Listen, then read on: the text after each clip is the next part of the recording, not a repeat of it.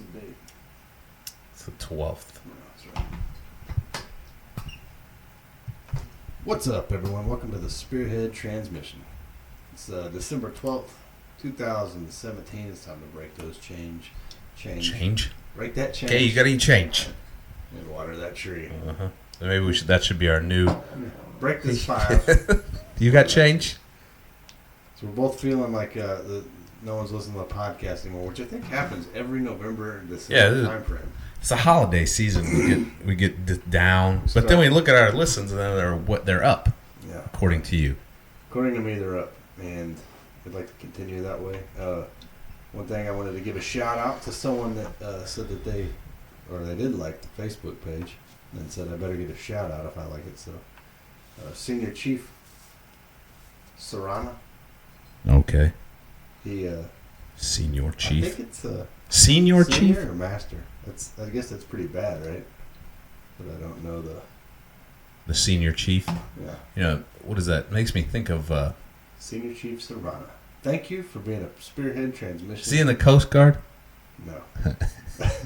Thank you for being a Spearhead Transmission podcast listener, and we appreciate you having you. But it brings me up to, makes me think of a point of. Do you got any change?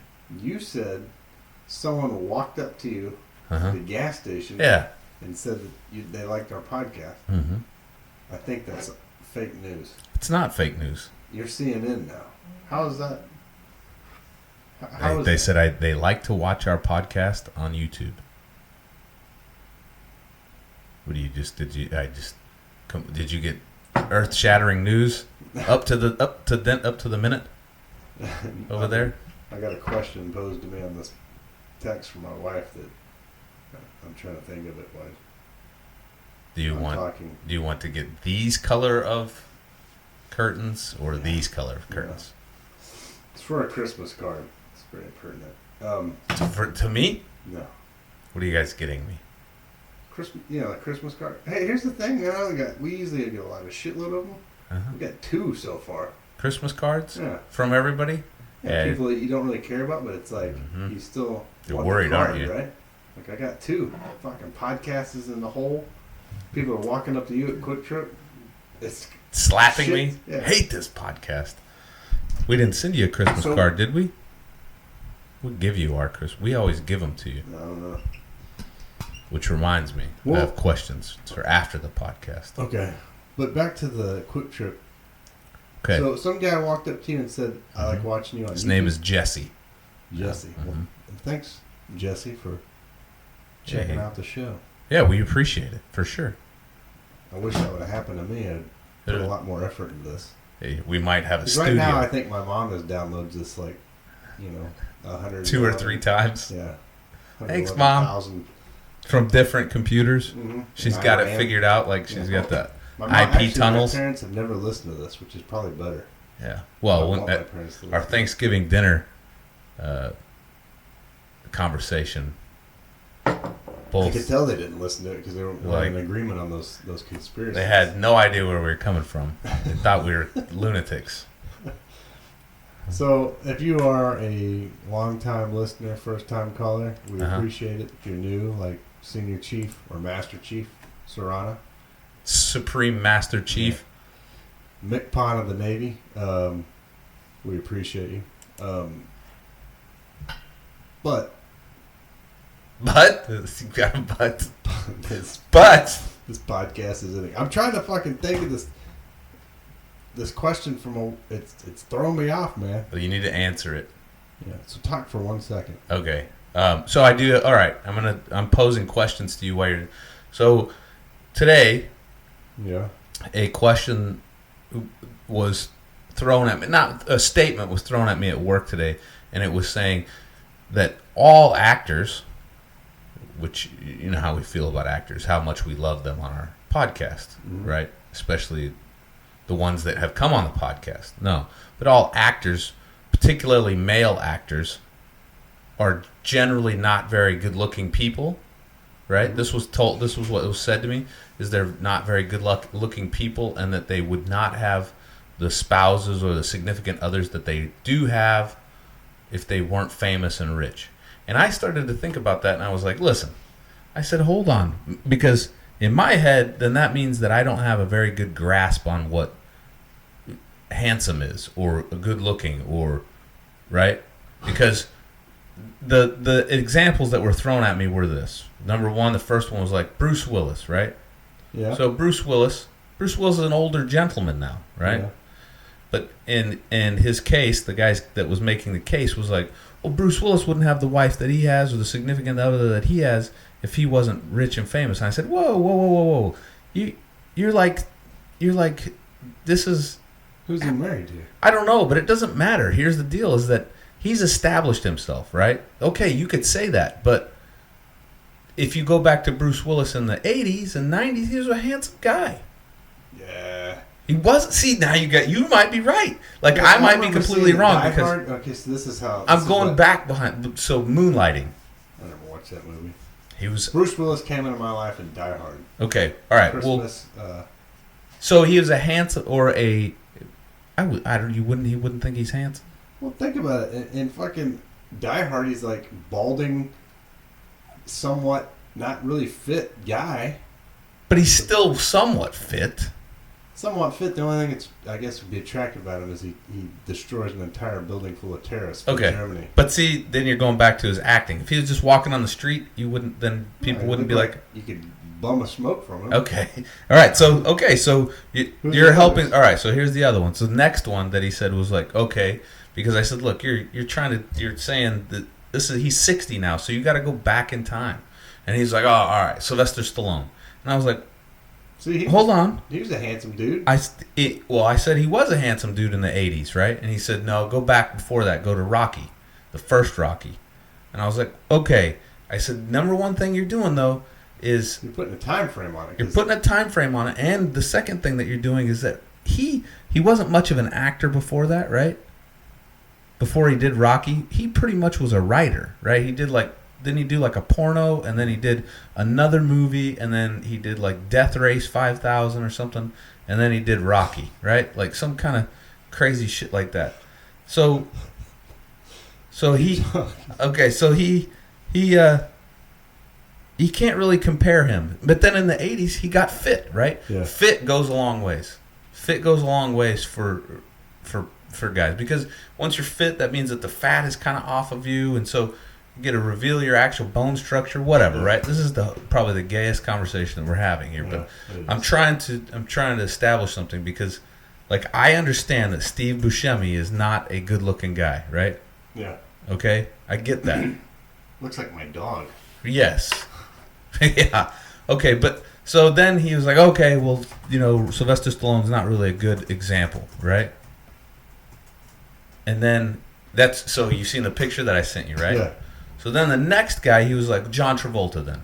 John Travolta from the 70s. And I was like, that's a good-looking dude, probably. Handsome guy. He fit in perfectly at the time. Yeah, and in the 70s and the early 80s, he pretty much, the good-looking guy. He's like, no. And so then we were asking a lady in our office, she's like, no, John Travolta's hideous. Sylvester Stallone, she was like, he's handsome. Even in Rocky, he looked like a real man. And I was like, all right. Yeah. But you guys are... I guess the point where I was going was that I was saying that most everybody in Hollywood, or men included, even if you're playing the ugly guy, you're still a fairly handsome guy, because it's not like you're like... Unless you were established as an ugly guy, right? Like Steve Buscemi, right? That's the role he plays. He fucked up. Or you're a comedian, right? But if you're playing a role... Or a redhead. Right, like Ron Howard. Yeah. I don't know. What's the guy's name from Rambo, the red hair? Oh. Opie? Oh, yeah. Eric Stoltz. Opie. No, not Eric Stoltz. Eric Stoltz is another redheaded guy. That guy drives me crazy. I fucking hate him. That guy irritates the shit out of me. Not only on that, but then everything after that. Beret, huh? Real tough guy. No, he didn't say that. He said, I knew there was something about that guy. Yeah. He gets his ass handed to him by the big guy, right? Brian Dennehy. Yeah. But then Sheriff, not Galt. Galt's the one that falls out of the helicopter. Yeah, Galt he's a piece of shit. I hated him as a kid. Yeah. It's funny thinking about watching that movie as a kid, like a young kid. I watched that movie when I was 10. I loved that movie. Yeah, I did too. I watched it on a tiny little Teasel. black and white Sheriff Teasel. Yeah, a real dick. Yeah. I wonder if he gets the same shit as like the guy from Karate Kid. The Cobra Kai guy? People walk up to him in life now and like just want to fuck him up? Yeah, because he's an asshole in that movie. Like in real life, he may be dead. I don't know. Galt or Teasel. Brian Dennehy? Yeah. Is he alive? He played that fucking part perfect though. So there's 3 dudes like that. I get them all confused in my head. Wilford Brimley, Brian Dennehy, and I just forgot the other one. Ernest Borgnine. And they're totally not. None of them are anything alike. Ernest Borgnine and Wilford Brimley. They probably played in movies together back in the 60s. You know, Wilford Brimley was in a Jean-Claude Van Damme movie. Yes. Where he's running through the swamp yes. with a bad haircut. Punches a rattlesnake out of a tree. I watched Bloodsport with my youngest daughter on Sunday. Had some stomach illness go through my one of my daughters on Saturday. So there's a bunch of laying around going on. I was watching Bloodsport. And I see you've committed to this lie. Oh, I'm kidding. So I was watching it, and it's funny. The first scene, it's got him in the military, and it's like French military. In the Bloodsport? Yeah. And then no, he wasn't in the military. Yeah, Frank Dukes runs away from the base to go fight in the Kumite in Hong Kong, and they send those 2 guys. That's right. Him. Well, there's a scene. It's like a foreign military base, and then I was like, is this, ad-libbed or whatever they call it, where they add the language to it because it's foreign? Because it's like, you find Dukes and bring him back here immediately.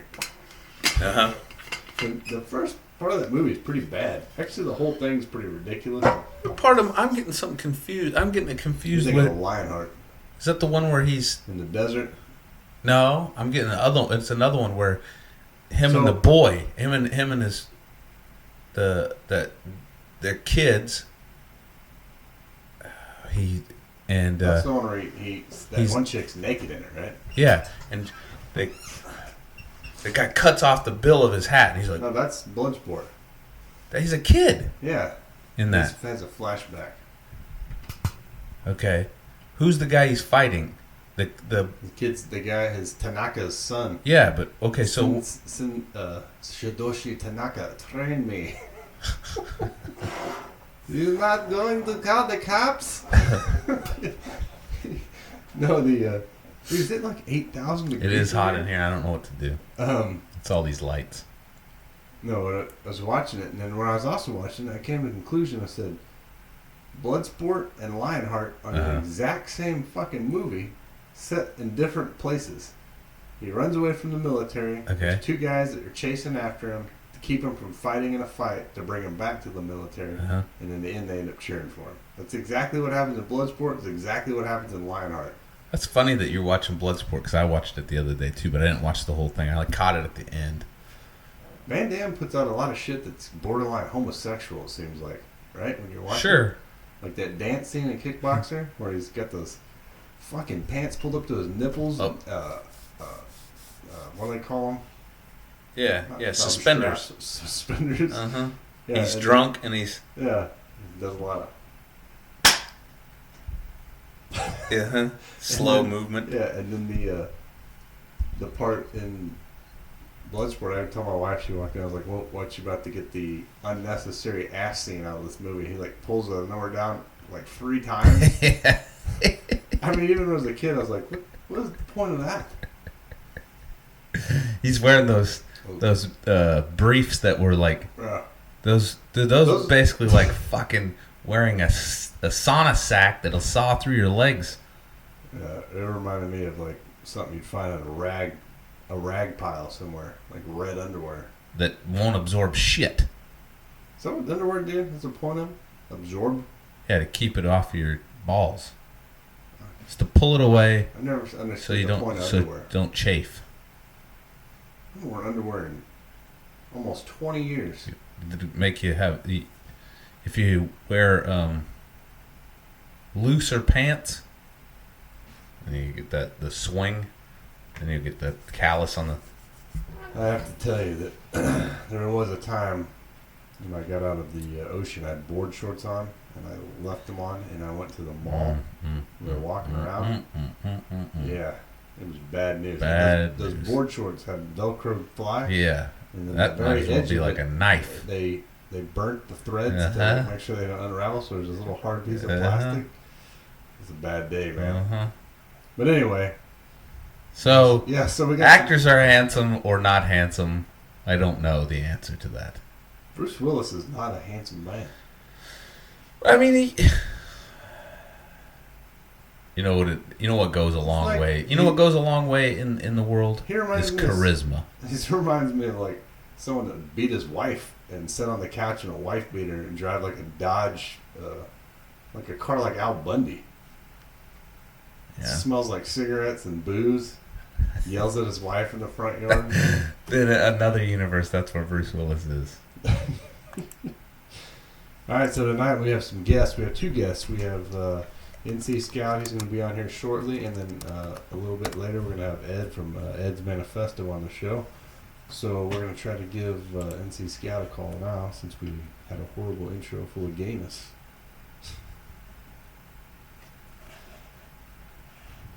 We paused. We paused over there. We're live still. Live on the YouTube. Yeah.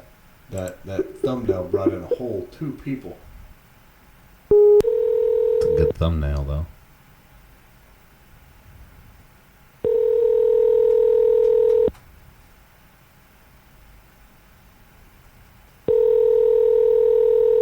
It's not answering.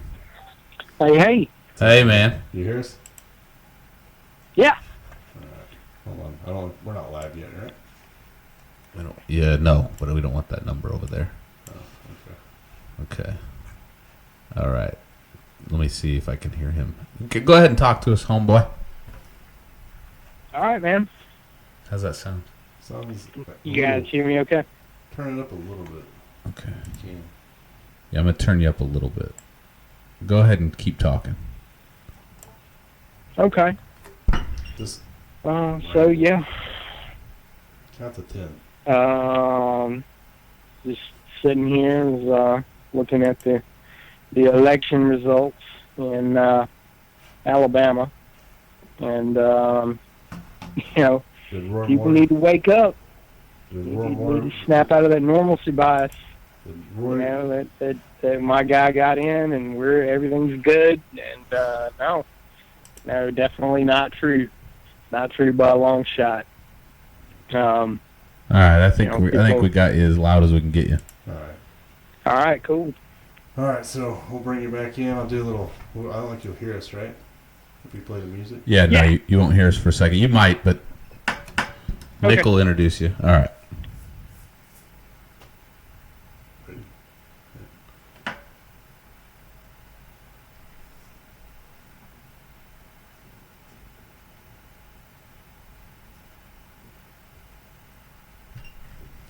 All right, so on tonight we've got NC Scout from the Brush Beater blog.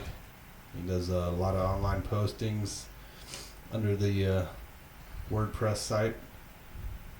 He's an avid or a prior infantryman for the United States Army, and has a lot of knowledge he disperses on the internet. So, you there, man? That should make Supreme Master Chief Marino happy. Yeah.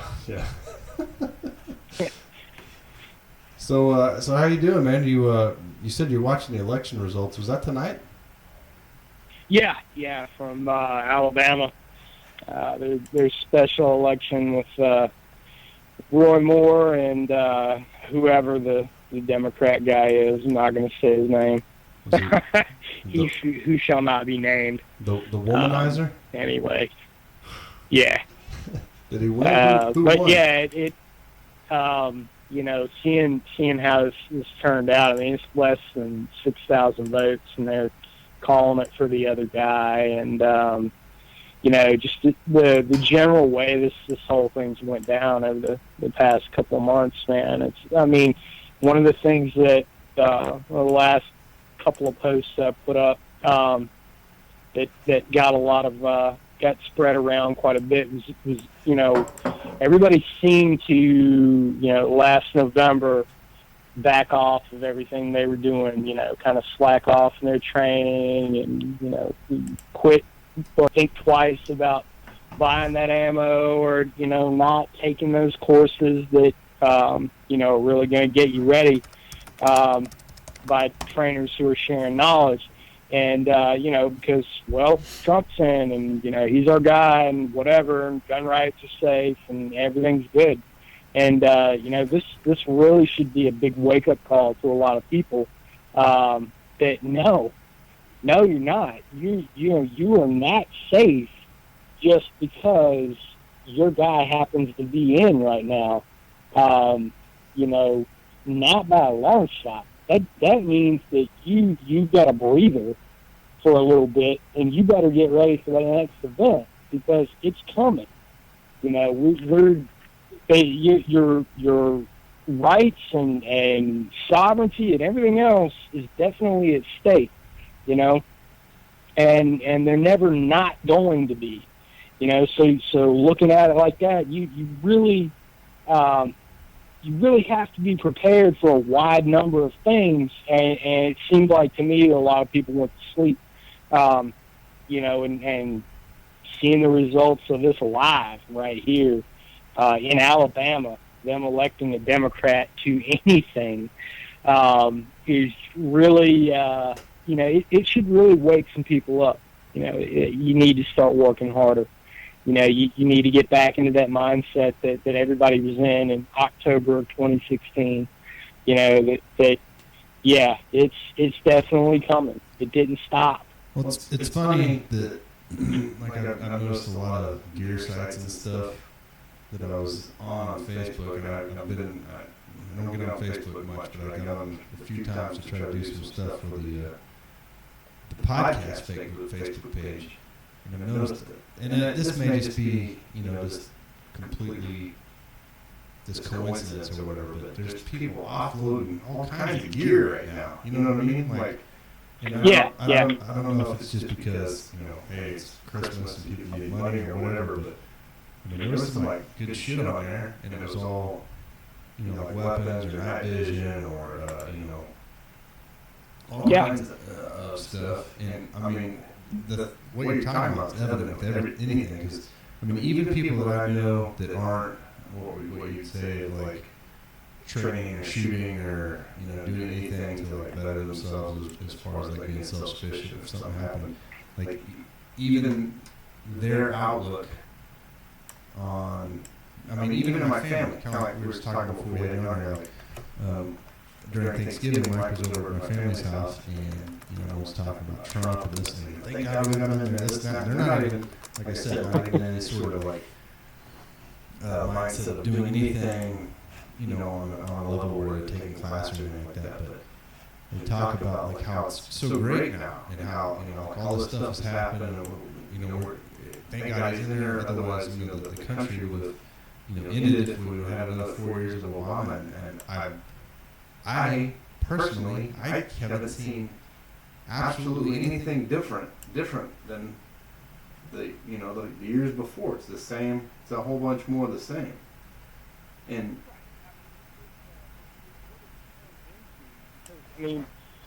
a lot of people get focused on the executive office as this one solitary thing, as if we have a dictatorship in the United States. And what they don't see is the huge bureaucracy that's behind everything. With the buzzword, a phrase nowadays is this deep state stuff. All the deep states, the deep state is watching the food for whatever. But that's really a code word for this bureaucracy that we have that actually runs things. And they get so focused on stuff at the national level that a lot of people Whether it's a libertarian bent, like a lot of, like the bulk of the people that I converse with and get traffic from, or they're Republican, or even if they don't have much of a political leaning and they just believe what they see on television or wherever else, they kind of forget that there's a local government that they can influence. They forget that actually has much more of an impact on their life than the national government does. And it even though you have a transition of power between one party or the next, or one elected official to the next, you may not have that big of a difference as far as policy goes, or them actually doing the things that they said they were going to do, all the buzzword stuff that got them elected. Because it just doesn't happen that way. And, that's one thing that I can say for the left, is that they wholeheartedly understand rallying locally and working locally to take control of local governments and build that bureaucracy. And that's something the right just doesn't seem to have any concept of. They just don't. They get people who are right-leaning libertarians, Republicans, they just kind of forget all that, and they focus on the big picture, but they don't understand that there's small pieces. They see they see the forest, they don't see the trees, so to speak. Yeah, what's funny to me is my wife said this, and I had to give her props. What do you call it?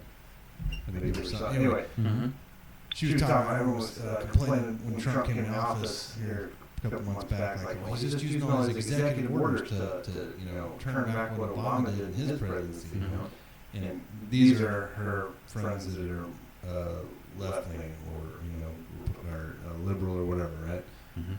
And my wife, she was sitting there, she's like, I don't understand why people don't realize it's not the fact that he's turning back the things that Obama passed with executive orders, with Trump's executive orders. Like, it's the fact that the president is using a power like that. Why weren't you complaining about that power being used at the time? Like, hey, I'm going to make executive orders. Everyone has to wear Converse. Instead of being like, dude, we can't be doing this. It's like, well, I like Converse. And the next guy comes in like, look, everyone's wearing Keds. Like, whoa, you can't do that. So instead of complaining about the actual abuse of power, it's not a problem until it goes against them, right? And then people don't realize that until their guy is not in office. And then, so I don't know. That's why it tells me that those reprieves have to happen, right? So that's why, even though, and we've talked to you a number of times about this, and you probably know where I stand, where I don't buy into any of the left and right bullshit. I think that they're both equally guilty of playing the game. Absolutely. And I think they both feel this election in Alabama proved that. It was for those that didn't believe that believed everything they see, and everything they hear. This election should have proved that to them. That these are two sides of the same coin. Yeah. They critical thinkers always have questioned those motives. That's what I like about what you said earlier, is that your rights and your sovereignty are always in jeopardy. And to be honest with you, they're not only in jeopardy right now, is that one could make an argument that you don't even have them at this point. And it's all a big a big facade that's being pulled over your, over the public's eyes to believe that you have them and to believe that you have all of these. It's a contrived agenda to make you believe that you have more rights than what you actually have. And it's also to downgrade the ones that you actually have and make you feel like you don't really need those, but you have to have a right to education.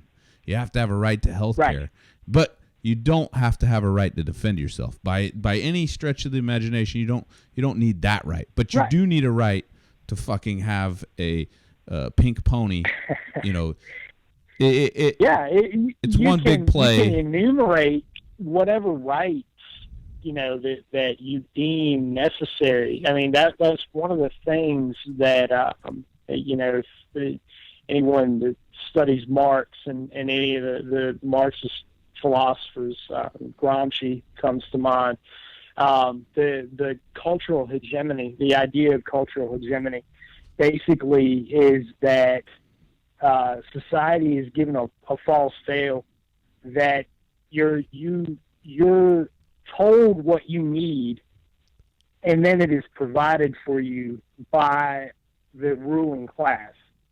So, I mean, and it's really interesting, even though, especially with Gramsci, he's a Marxist, and that would turn a lot of people off. That's an interesting concept to think about and critically think about that. And it's very true. It's true in any society, regardless of how it's managed, because that's how that hegemony that you create in a culture is how you manage that culture. It's kind of like with Shooter Jennings. I don't know if you guys listen to him. Right. But Waylon's kid. Shooter Jennings, one of his songs, "Everything Else Is Illusion." That's the concept right there. And if a society can just tell you, from the top, the ruling class can tell you, so they're never challenged. They can tell you, you need this, and this, but you don't need these things. And they start to determine for you what you need and what you don't need. And that's where we constantly set. We in the United States in particular, we have set in that mindset for a long time, but specifically since 1934, National Firearms Act, because the end goal of the National Firearms Act was to completely ban civilian ownership of weapons. It was just to get it all gone. But at the time, Roosevelt was being challenged by the Supreme Court. They were saying, look, your powers have to stop somewhere.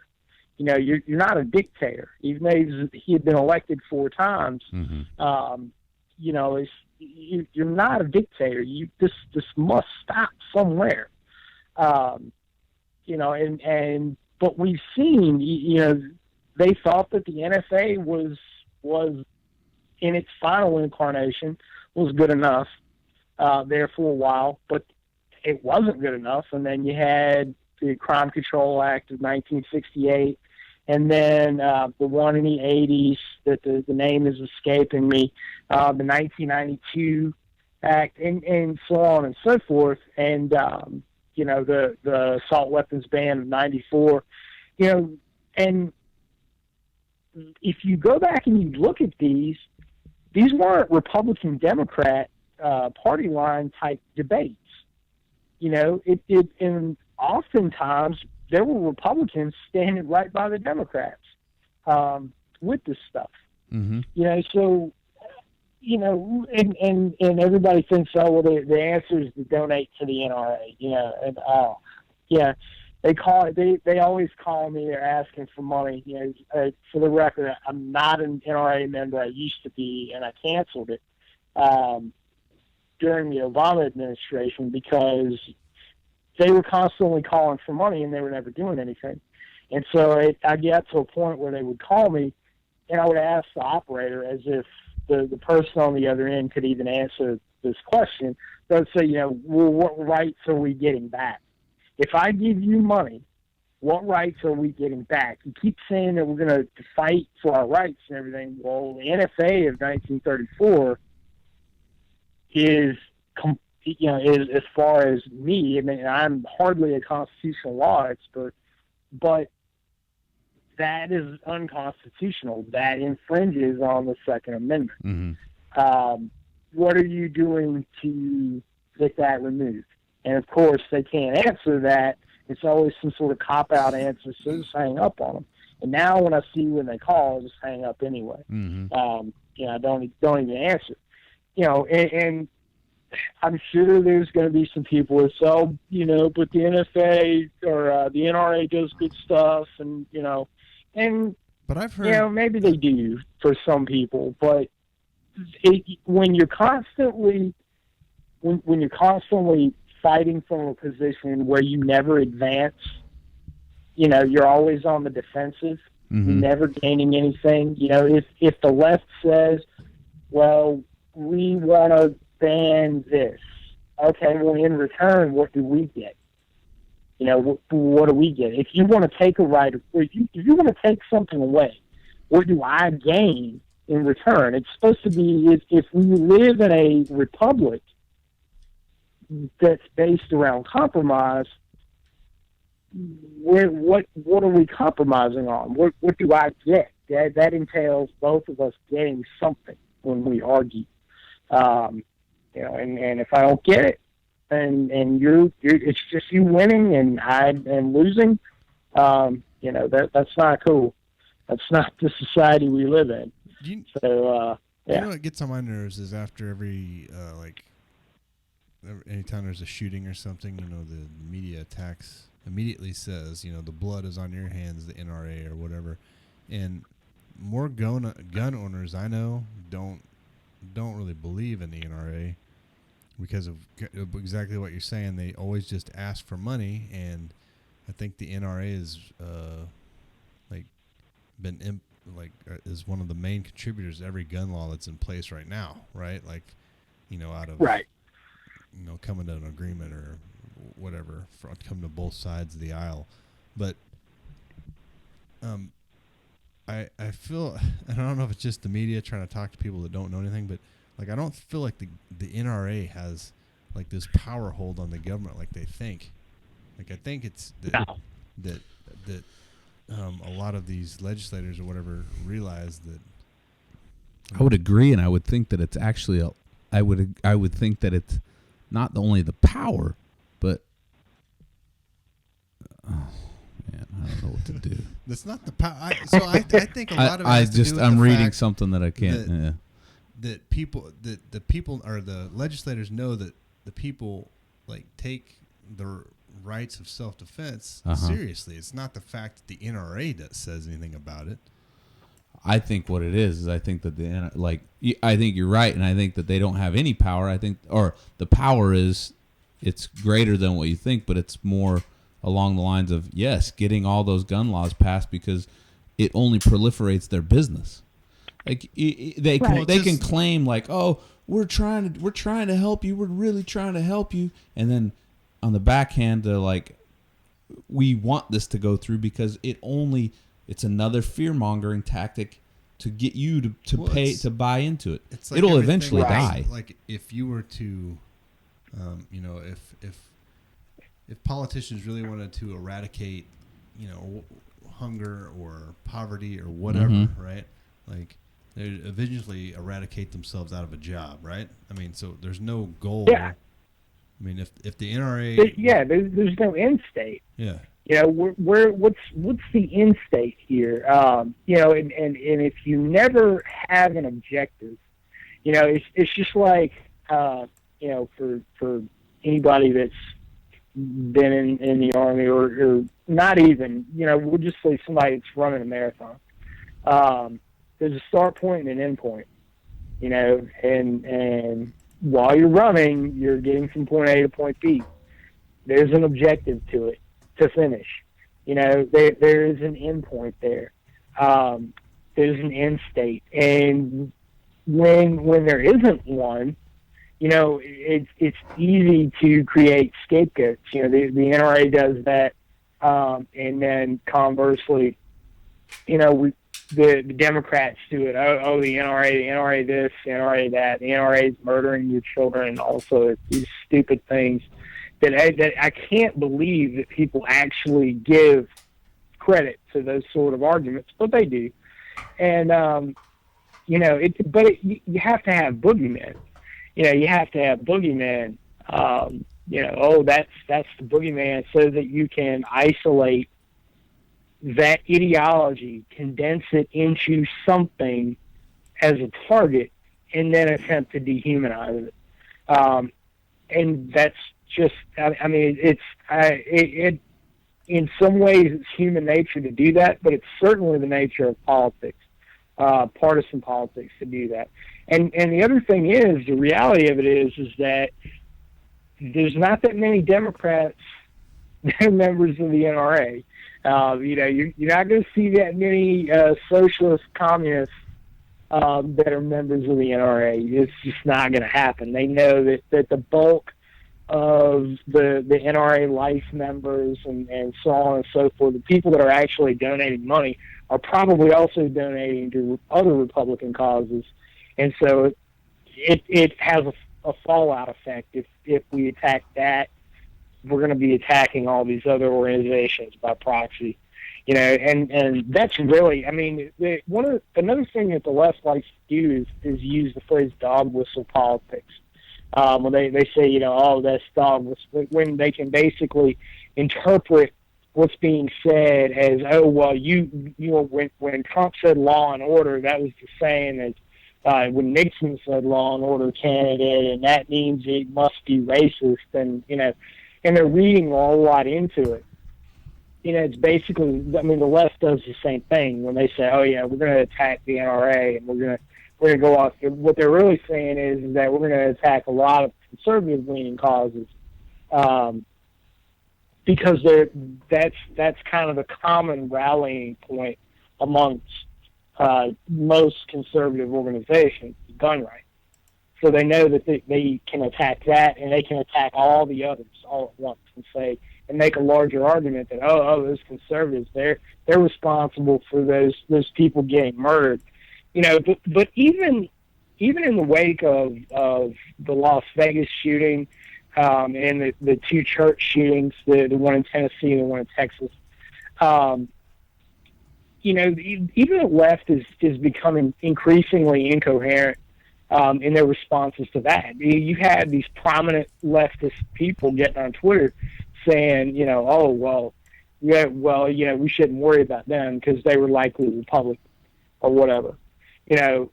Simply because it was a country music concert that got shot up, that we still don't know anything about the shooter, which is incredibly odd to me.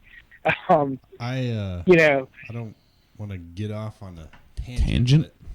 Like the fact that the largest mass shooting in history can happen and then can be completely erased from anything and know nothing about what happened. But we basically know nothing about what happened when the people died, right? I mean, that's it.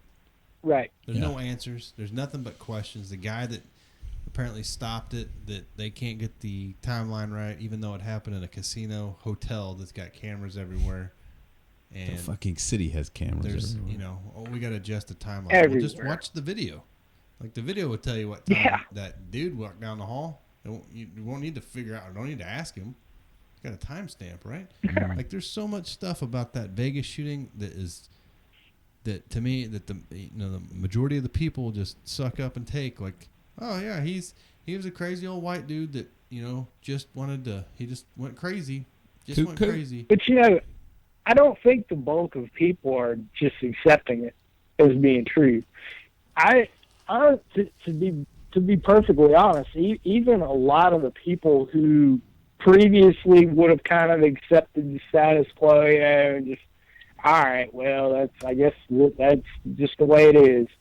Even they're questioning it. In personal conversations I've had with people I know who are not politically oriented by any stretch of the imagination, and could honestly care less about the happenings of the world day to day. And even they were like, oh, something's not right here. This is just not, it just, there's, I mean, you take a guy who's later middle ages, fairly wealthy or whatever, and so they say, or so his brother claims in that really bizarre interview that he gave. I don't know if you guys saw that with the absolutely comp.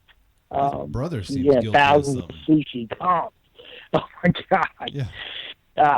Yeah. But I mean, you got cameras everywhere in a casino. you've got, if this guy is so prominent that he's got thousands of dollars worth of sushi comp to him by the casino, they don't have any photos of him. They don't have any footage of him coming in, going out. And here's another thing, man. Here's another thing about that. Just real quick, we're talking about a casino that turns over millions of dollars a day. And if you look at the timeline of the shooting, now they have armed guards, they have armed security teams that work just for that casino. In each one of them, they have them, armed response teams for whatever reason, for the obvious reasons. Yeah, that can respond to stuff. Where were they? And this is a question that we posed. Why did it take them so long? This was a question we posed.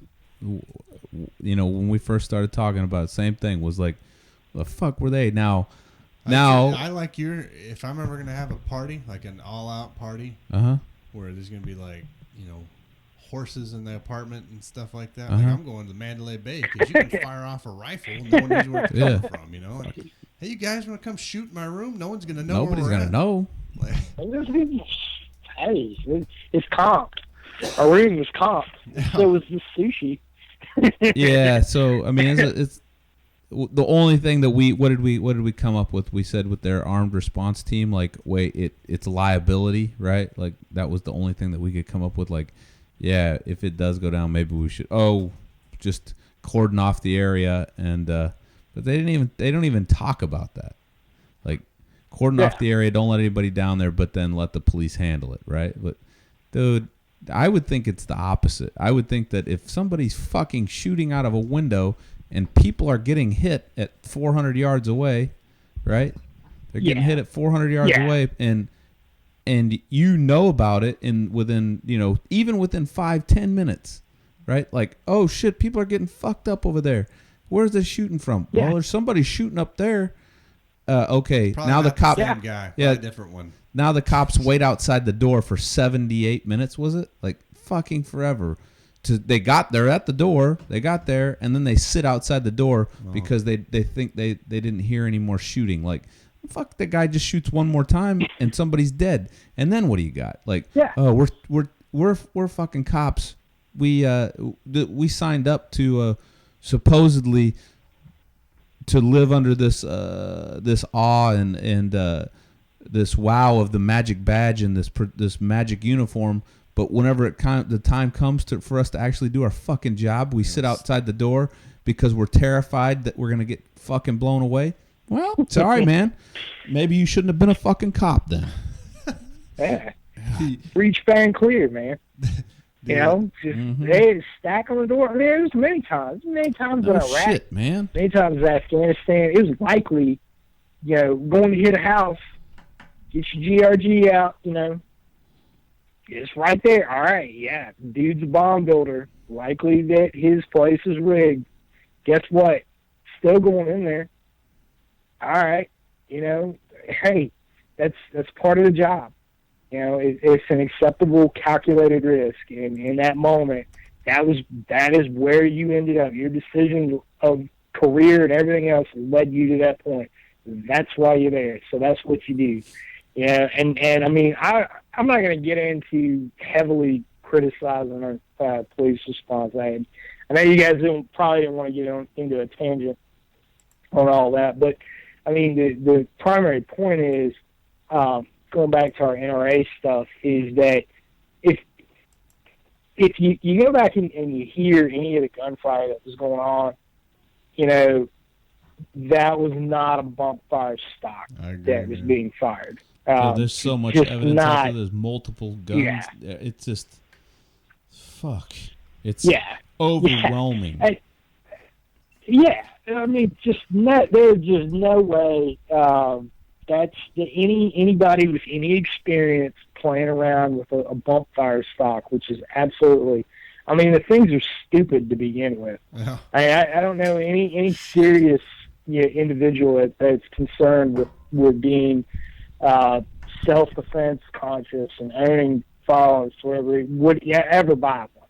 Yeah. I mean, it's just a range toy kind of thing. Well, why the but fuck? Second, the rifle that it was on in the SSE photo, or sensitive site exploitation photo, that got leaked somehow or another, which is odd to me as well.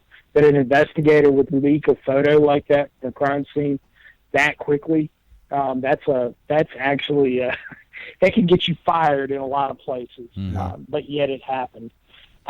Anyway, so bonfire stock with a bipod on it is kind of counterintuitive. Right. Doesn't the rifle need to move? You know, yeah, Exactly. It's got to move back and forth, so that doesn't pass the smell test to me. Well, see, and the rate of fire, Yeah. the rate of fire in the video sounds like a belt-fed machine gun to me. Just this, is my opinion. Sounds like a belt-fed machine gun because it's a constant rate of fire. And then there are a couple of times it sounds like something's being fired, but it sounds like one of those gat cranks or something because it sounds cyclical. It's like yeah. drrrr, drrrr, Yeah. drrrr, and there were none of those found. It was all bump fire. And if you watch bump fire videos on YouTube, or have ever fired them or whatever, like almost They're all erratic. of them are like, Yeah. and like the whole time people are fucking monkeying around with it, trying to get it to work right, but it's never like in that video in Las Vegas where it's, you know, I mean, it's just, Yeah. I don't get it, man, and I don't know. Yeah. It's one of those things. I just want to know. I just want to know the answer, even if I don't like the answer. I just want to know, like, what happened. You know, like. I guess there's, and as this comes out more and more, and I don't know how much videos are, but there are a lot of witnesses saying that there's fucking people shooting clear over by the Hooters, people shooting Tropicana. Yeah. There's videos of people in the Tropicana with there's like assault teams moving through there. There's videos of tons of shit, and you can hear, like, in certain ones where you can hear it almost sounds like where different caliber rifles are being fired, where you have the big throaty or lower caliber, like 60 being fired, and then you have the higher, and I get it. There's a lot of echo and stuff like that in the towns, but when there's overlapping fire, it's not one rifle. It's not one dude. I mean, unless he's doing the do, he's got him. Well, they had they had the thing too that talked about, like, if he had those two rooms, he was running out. He'd fire from run all the way around, and then come out to the other window. And they said, and he's made a point, like, if both windows are overlooking the venue, what's the point of running from one to the other? Like, what are you gaining? Yeah, you know, it's not like they're not firing back at you. You're not taking cover and firing from another position. It's just two spots looking at the same thing, and I'm gonna run each way. I'm gonna run from room to room. Make them think twice. Yeah. It literally doesn't make so I can hit less people to have done that, and you know, everybody's like, oh, he was not a gun guy. He didn't, he's this old guy. You know, he's 63 or 60, however old, mid 60s, whatever. I mean, to have carried that much equipment up to the room, and you've got that many guns and everything else. Dude, why the fuck do you need that many guns? That was another point I made that stuck out, was like, okay, I need to sneak these guns up. So you need what, 2, 3, maybe 4, right? One, maybe 2. If I'm like, saying if you do like the jet engine thing, where you're like, okay, if I've got one catastrophic failure, the chances of all 4 failing are, whatever. So you can do like jumbo jet. You got 4 engines, but you don't need 19 or 23 or whatever you had, right? Like, there's absolutely no reason. That whole thing, like, if that's the thing, the whole thing, like, you think that. And the thing, like, the main populace is like, how did he get them up there? Like, dude, that'd be pretty easy to get those in that room. Right. Pretty easy. Yeah. As For far AR-15s, that's actually not the difficult part. But the story they give you is like, oh, he had a key to the freight elevator. Yeah. Fuck, what? Yeah. How does a guy like that get a key to the freight elevator? That's how they brought him his sushi. Here's your sushi. Yeah. Here's the freight elevator key. Yeah. Here's the laundromat downstairs. You can wash the sheets of all the people if you want to. Yeah. Yeah. I have so many questions about that, and it's just, I mean, it's just the more time passes, just completely dropped out of the media, the mainstream, and anything like that. But I still, like, when people ask me, like, well, what's, you know, when I'm trying to explain my crazy thoughts to people, they're like, well, what's the point of it?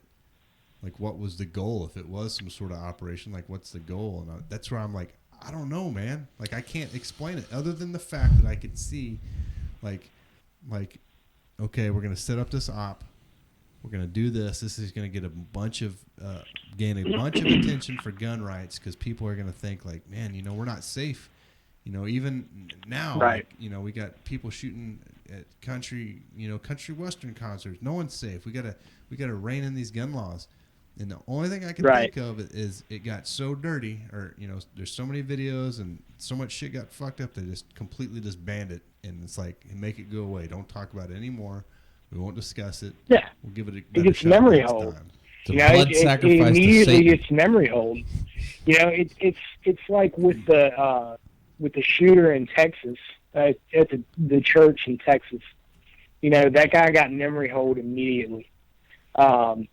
Literally, his online presence was eliminated immediately. And it's because they've learned, the media machine and everything else has learned, that they have to seize control over these individuals, or else it will get out there. It will get out there through alternative media means, you know, whether it's 4chan or you know, any of the other kind of fringe social media elements. But it will get out there. People will find it. And even that guy, his online media stuff from Facebook got out before it got completely memory hold, you know, and it turns out this dude had some serious leftist leanings. You know, he did. It was there. You know, aside from the fact that he got kicked out of the Air Force for being a turd, and you know, everything else that he did, he had that history. It was there, and they tried to hide that. You know, and you see that went away too. Yeah, that went away too. It immediately, like you know, as soon as it came out that, oh, this guy isn't quite fitting the story we want. Oh, then, you know, then it goes away. Then it turns into, you know, Chelsea Handler calls somebody fat or whatever. I mean, it's something stupid that all the media pundits jump on, and you know, you're supposed to, you know, don't look at the guy behind the curtain. You know, oh, he's just there. I mean, it's starting to get really ridiculous. But that is a double-edged sword of alternative media, is that it's a really great thing when it, you know, as it's intended to exist, and it's a really bad thing for them, because they don't have complete control over it anymore. Well, I was going to say, it's hard to, and I don't think they ever will. You know, they can try, but I think even at the local level, if people start, I mean, the technology exists to network people at a local level. You know, and the Arab Spring, for anybody that's really interested in that kind of stuff, the Arab Spring was really fascinating to explore how it started in Tunisia. They tried to just shut down the internet completely, and what did these people do? They were using old computers. They went back to using old LANs and the old, you know, peer-to-peer networks, and were networking like that. You know, right. So, oh, you want to ban the internet? Well, that's fine. You know, I know who these people are in my local community. Now I'm networked with them, and we've got our local area network going because we've got the technology to do that, and good luck shutting us down. Yeah. You know, we build it ourselves. You can't shut me down. You know, and that's the big thing that I think a lot of people really need to start focusing on after they, you know, there's in the whole the prepper movement, preparedness movement, and kind of what I used to call the political end, or the hard end of libertarian politics. Of okay, well, let's start getting ourselves ready and everything. They focus real hard on firearms and this gadget or that gadget and what can this thing do for me and everything else. And that's one of the reasons when I got started, I wrote a lot about communications, because it's one of those things that's really, really misunderstood by a lot of people. But it serves an incredibly important purpose, in that if I understand how these things work, and I know, what I can do with the technology and how this technology functions, then I'm able to network people over an area.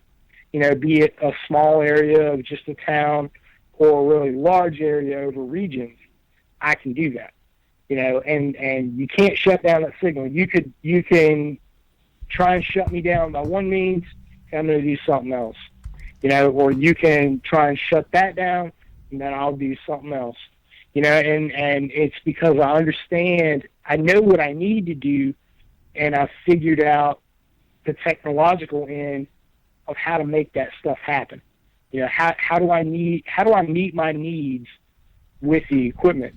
And a lot of people really need to focus in on that, because in the age of the powers that be, their influence being challenged through alternative media, through the proliferation of the internet, with Bitcoin challenging, the huge Bitcoin, what some people are saying is one of the biggest bubbles ever. People are leveraging their houses to buy Bitcoin right now. And it probably will pop as they all do.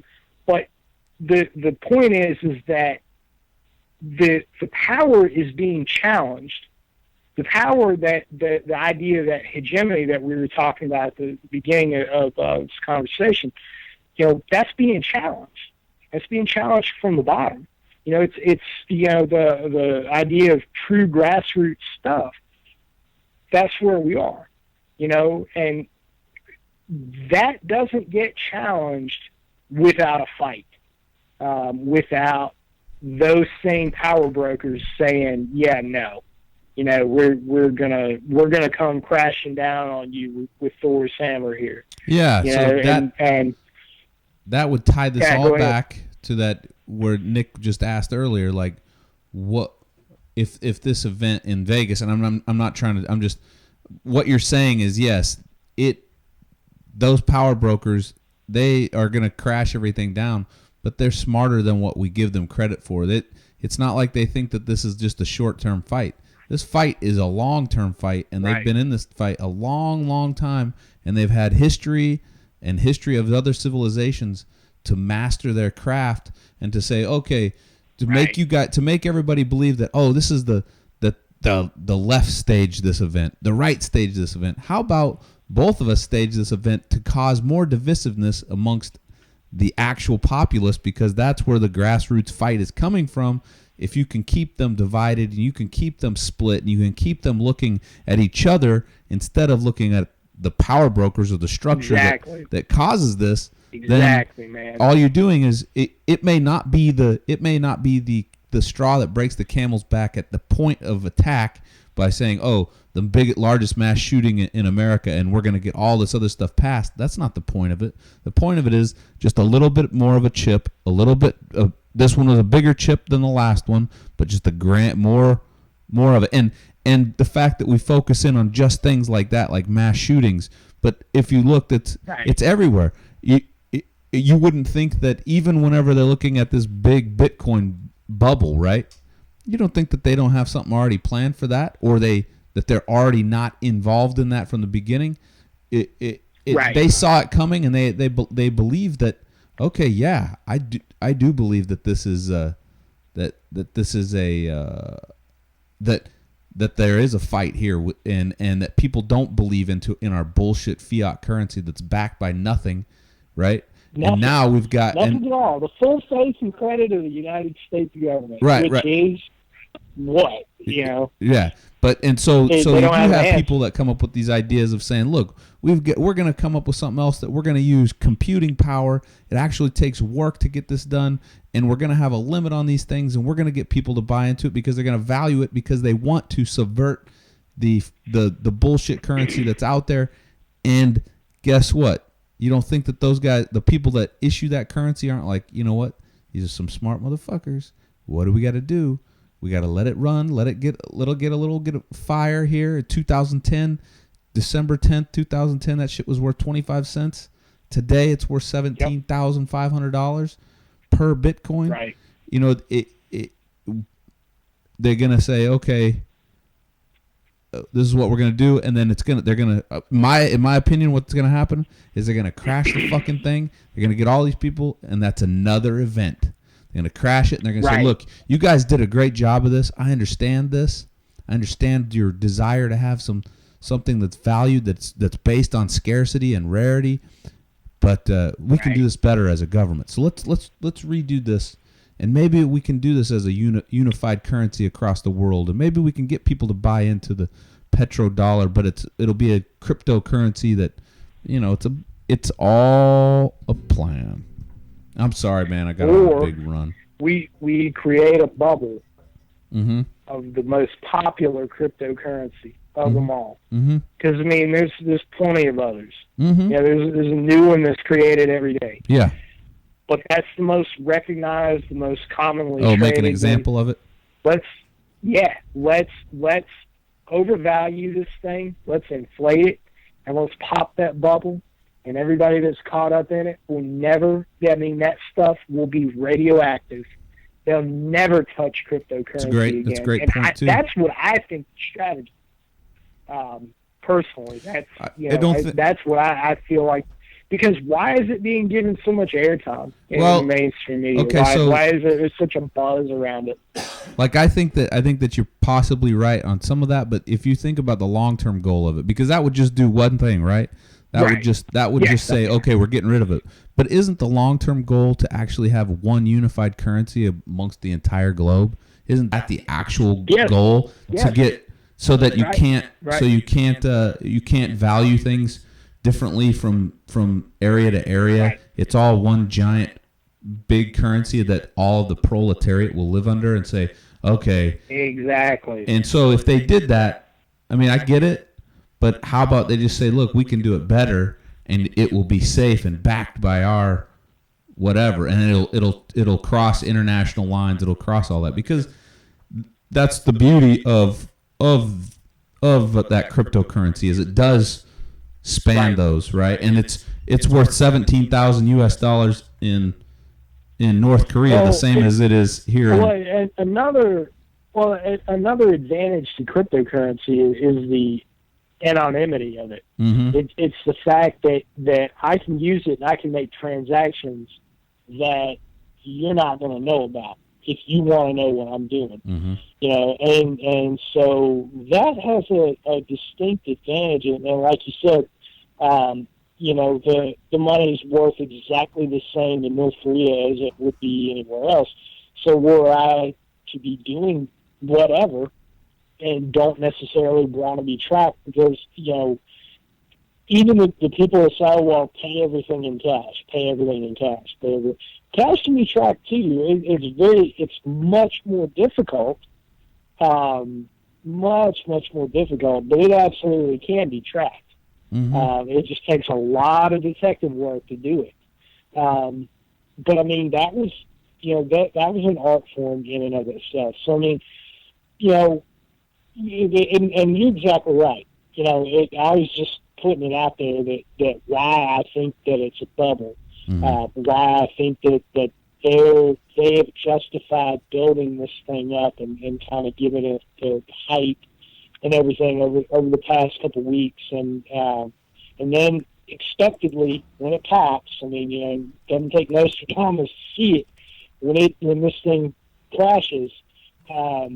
You know, all these people that are leveraging their houses and stuff and wanting to get in on this, but they're not questioning why it's doing so well. Mm-hmm. You know, they don't. What's the underlying reason of why cryptocurrency is doing so well?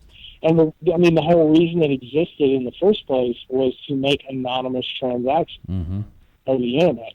You know, it was tied in. It was synonymous with Silk Road. Right. You know, and you know, now that that's no longer in existence, and Bitcoin has been more and more accepted as a legitimate trade form, they don't want that challenge to the petrodollar. They don't want it. You know, and that here's another interesting facet to think about is the BRICS. It's Brazil, Russia, India, China, and South Africa, I think, that have this economic alliance where they basically want to challenge the petrodollar. Right. That's the whole point of it. And that's really interesting, too, because when economics get challenged, wars happen. Sure they do. Happen. I mean, you know, that's the cause of all warfare is economics. So it's going to be really interesting because there's that element to it too, and you know, and Bitcoin is just flying off the handle right now. I don't think any rational person should get into it now. That's not now. No, definitely not now. Not now. Yeah, I think it's never about high, man. I think it was rational to do it whenever you could buy 100 of them for, you know, for $25 or whatever. You know what I mean? Yeah. Then it was rational, and then if you hung on to it, it's like $25, and you'd be right now. You'd be if you had 100, you'd be what? You have $1.7 million. Then you cash out. Yeah. Yeah, I mean, you know, and that's the when but I would out, put it into other things. Mm-hmm. Yeah, I mean, but for those that are jumping in it now, you know, they're crazy, man. They're like everyone else that jumps into a bubble market. Yeah, they missed the boat. Yeah, and they're gonna get swept away with the wreckage. You know, agree. It's gonna happen. Now, here's another thing, and I think I saw it either yesterday or maybe it's today. I don't remember, but somebody talking about the impending Bitcoin bubble, and you know how that could be a potentially devastating fallout effect on our own economy. Because I mean, when you look at Wall Street, Dow Jones is hitting a new record every single day, right? And we know that it's grossly overvalued, right? You know, I mean, so if Bitcoin being traded in that manner were to pop, you know, there would obviously be a big fallout. I mean, if people are leveraging their houses and their businesses to buy into this thing, you know, it could be kind of I don't want to say it would be an Enron level or Lehman Brothers level problem, but it potentially could be. But it would be more like we can all point to Lehman Brothers folding up as a sign of 2008. Right. You know. Right. But if all these businesses, these smaller businesses go under, or people are losing their houses, when Bitcoin pops, it would be a grassroots level collapse. Yeah. Which in many ways may be much more dangerous. Well, I think that's the idea, though, right? Do what? I think that's the idea, though, isn't it? Like, isn't that the idea? Is like they're wanting to wipe out that serves a couple different purposes. That we're talking about, you know, economic collapse, and you know, a decade ago, the time the economic collapse would signal the end of the United States, and it would be the triggering event.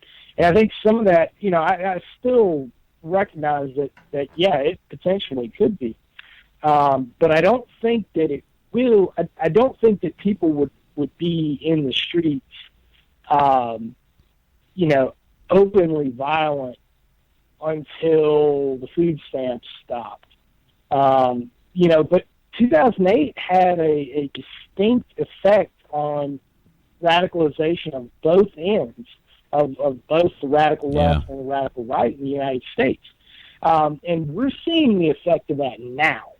We publicly saw Occupy Wall Street and all that later on became its modern, a decade later, its incarnation as Antifa and BLM and everything. But on the radical right, you had a lot of people also that said, hey, the banks are all run by this group of people, and so therefore that gives new justification to these beliefs. Yeah, and so you kind of and from a sociological standpoint, that was the pressure that caused an already existing fracture to fracture that much more. And so for libertarian-minded folks who've always been skeptical of the system, have always said, hey, well, you probably shouldn't trust that. You should probably invest in things, in tangible assets, things that are a little more common sense, that are going to be around for forever. Silver, gold, lead, gunpowder, things of that nature. We kind of told you so. And you really shouldn't have trusted those institutions from the get-go. But it's just interesting to look at it, and that's where we're sitting. And I think that the division in politics that we're seeing is just another part of that. Because it seems like you're not finding anybody who's a centrist anymore. They're being pushed to their corners, and they're not willing to come together and compromise on anything. It's just everything is identity. Yeah, and I've noticed whenever that. you have those social pressures, economic pressures are the killer. I mean, that is the one thing. Just like in a marriage, you can be happy as can be and everything's perfect, and then now all of a sudden you can't pay your bills over a couple months, and you're looking at foreclosure on your house. You're probably gonna, it's statistically proven, you're going to be looking at a divorce.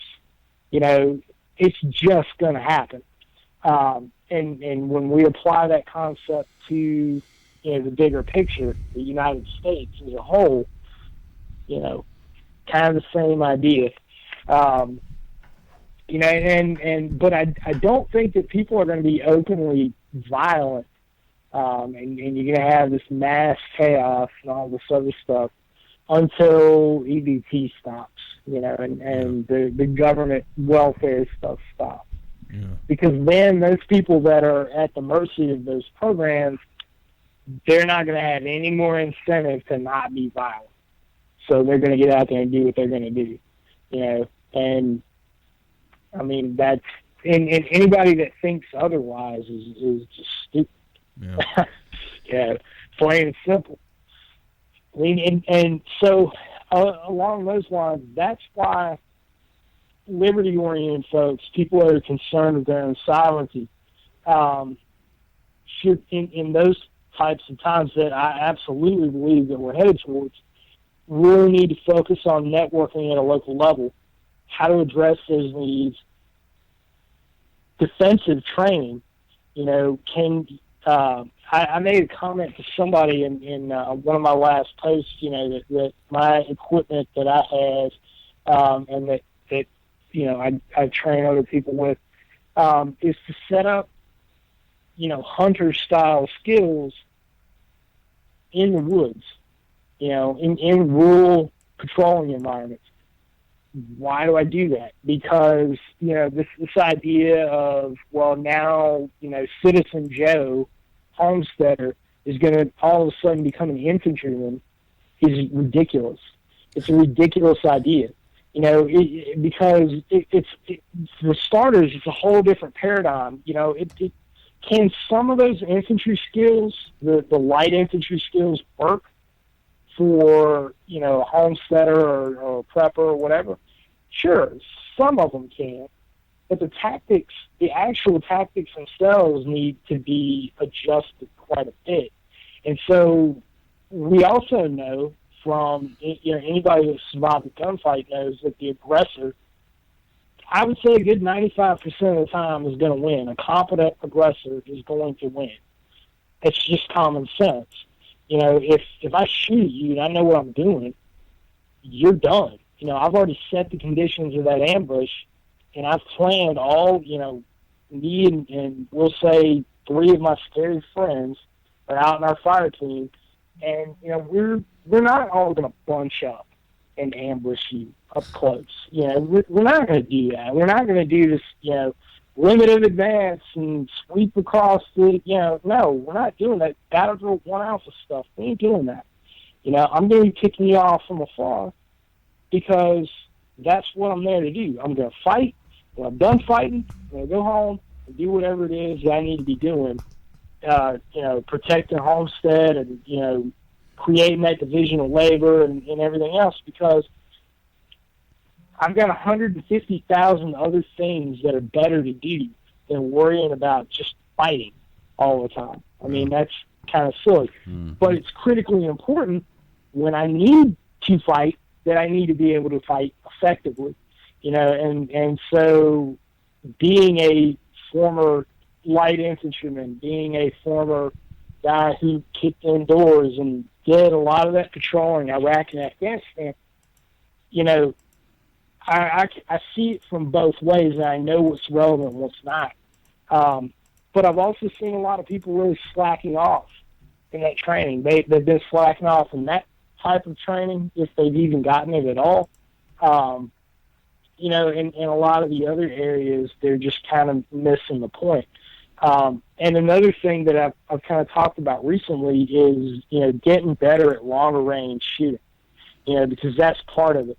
If I can make accurate hits outside of your common engagement range, so we'll say, common engagement or competent engagement range of, run-of-the-mill light infantry guys, we can say, they're going to be trained out to 300 meters or 300 yards, right? Because that's the furthest target on the Army basic rifle marksmanship qualification test. So they're training out to 300 meters. Well, if I can extend my effective distance out to, we'll say, 500 meters or beyond, and I know how to bait people into, I should set my target into those areas where I can make those shots, you don't have a chance of shooting back at me. You just don't. And I'm already setting those conditions of that ambush. Hey, it is what it is. When it's time to fight, fight. Fight, win, get it over with, go home. And period. End of story. Okay. And you go back to doing what you got to do, and and communications is a big part of that. When I'm doing the rural patrolling, if I've got 3 other bubbles with me and I'm putting them in a position, I got to be able to communicate with them somehow. We have to be able to coordinate what it is that we're going to be doing if we're going to be effective.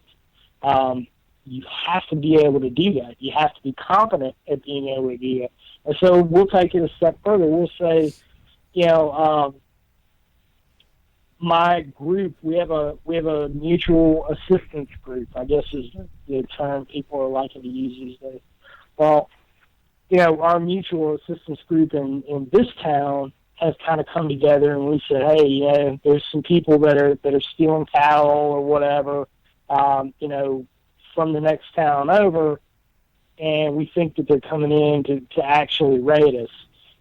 So you get into a defensive posture, you do what you got to do, but the standard light infantry paradigm really wouldn't, it may or may not work so well there, but if I have several teams spread out simultaneously looking for these guys, I need to be able to keep in touch with each one of them. And we have to have some sort of headquarters, command and control somewhere in the middle directing us all so that we're not just kind of flapping in the wind and get picked off individually. Yeah, so that's the important part. That's where it all comes in. You know, that's kind of where it all meshes.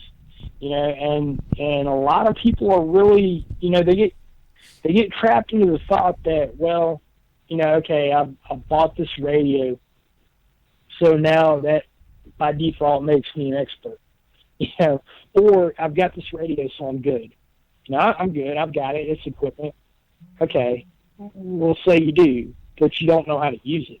Yeah. You know, well, I saw it on TV. I can just press a button and talk, and boom, it works. I was gonna say, it's I think like, that not really. A lot with a lot of equipment, people just buy. It's like the more stuff that you have, like the better equipped. You know, I've got all this stuff. Like, yeah, but you have no idea how to use it. No fucking idea what you're doing with it. Yeah, how to operate it, or if it breaks, how to fix it. You know, I can put a Remington 700 in your hands with precision reloads. You know, the hand loads that we've cooked up.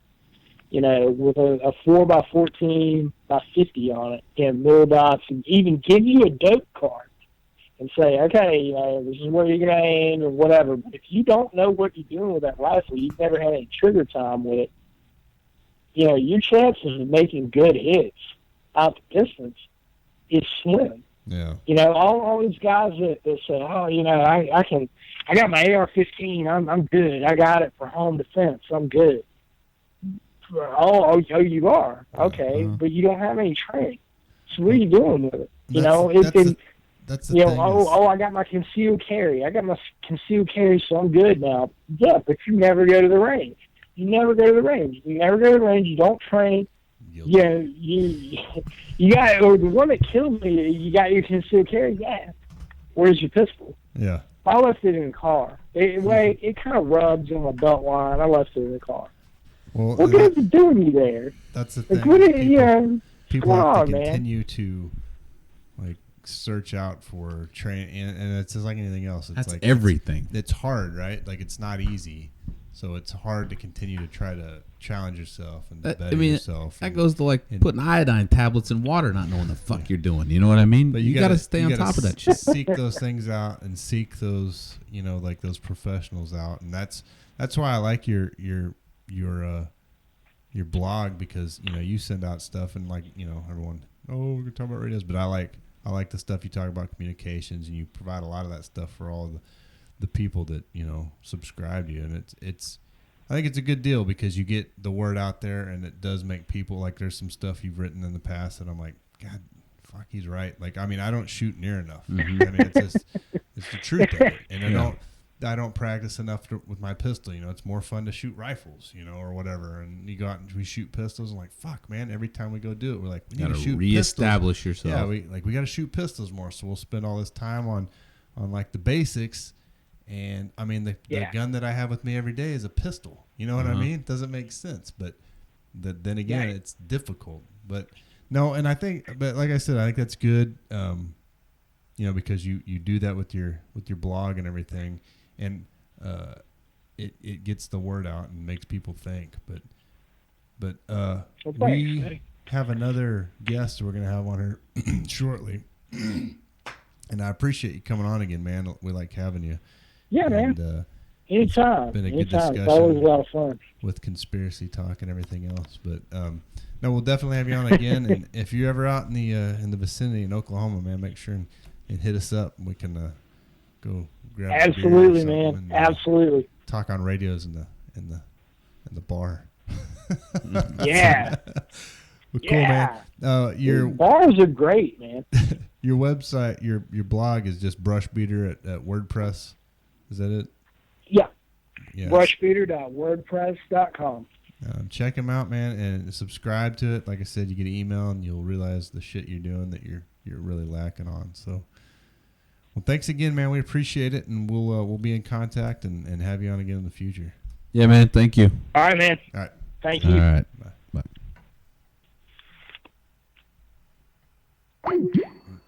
Just pause. Are we still live? No, we're live. Go. Okay. Yeah, we're live. So we're gonna. That's a good. I like. Yeah. I always like having them on. Very good conversation. I like the conspiracy talk too. Mm-hmm. So we got Ed from Ed's Manifesto. We're gonna give him a call. We're gonna dial him up. Yeah, he wants us to Skype. Skype him. Okay. Yeah, so all right. Be right back. Skype him. Okay. Is that paused? But the YouTube's still live. YouTube's live. Make sure and subscribe, ring the bell. Fucking somehow, if you know anything about YouTube, the fact that people watch growing videos gets more views than this fucking podcast just really grinds my gears. So if you know how to up our views, we got fucking dating sites on here busting our balls asking how many tablespoons are in a teaspoon. Got 4 fucking people watching. It's unbelievable. Wow. What are we gonna do? Are we gonna get his video? What is he gonna? Does he want video? I don't think so. Probably not. Okay. All right.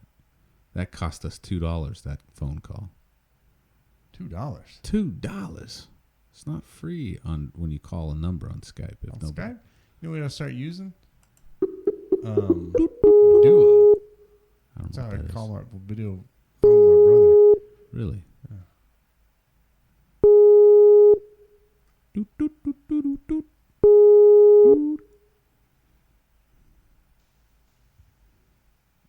Hola, homie. Hey.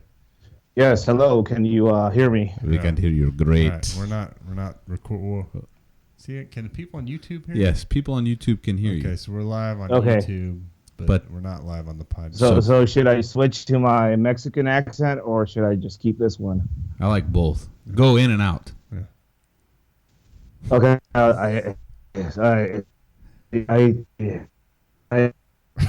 Now I think you have Mexican Skype going on. It's like a stressing a muscle for You're cutting in and out. Cutting in and out, man. Hold on. There was a lot of work you put into that too. How's that? Hold on. Keep walking around. We'll tell you when you're in a good spot. You got to get the Cox Wi-Fi booster or whatever. I don't. Have Okay. How about? That's good. Yeah, right wherever you're. Okay. At. Don't move. Don't move.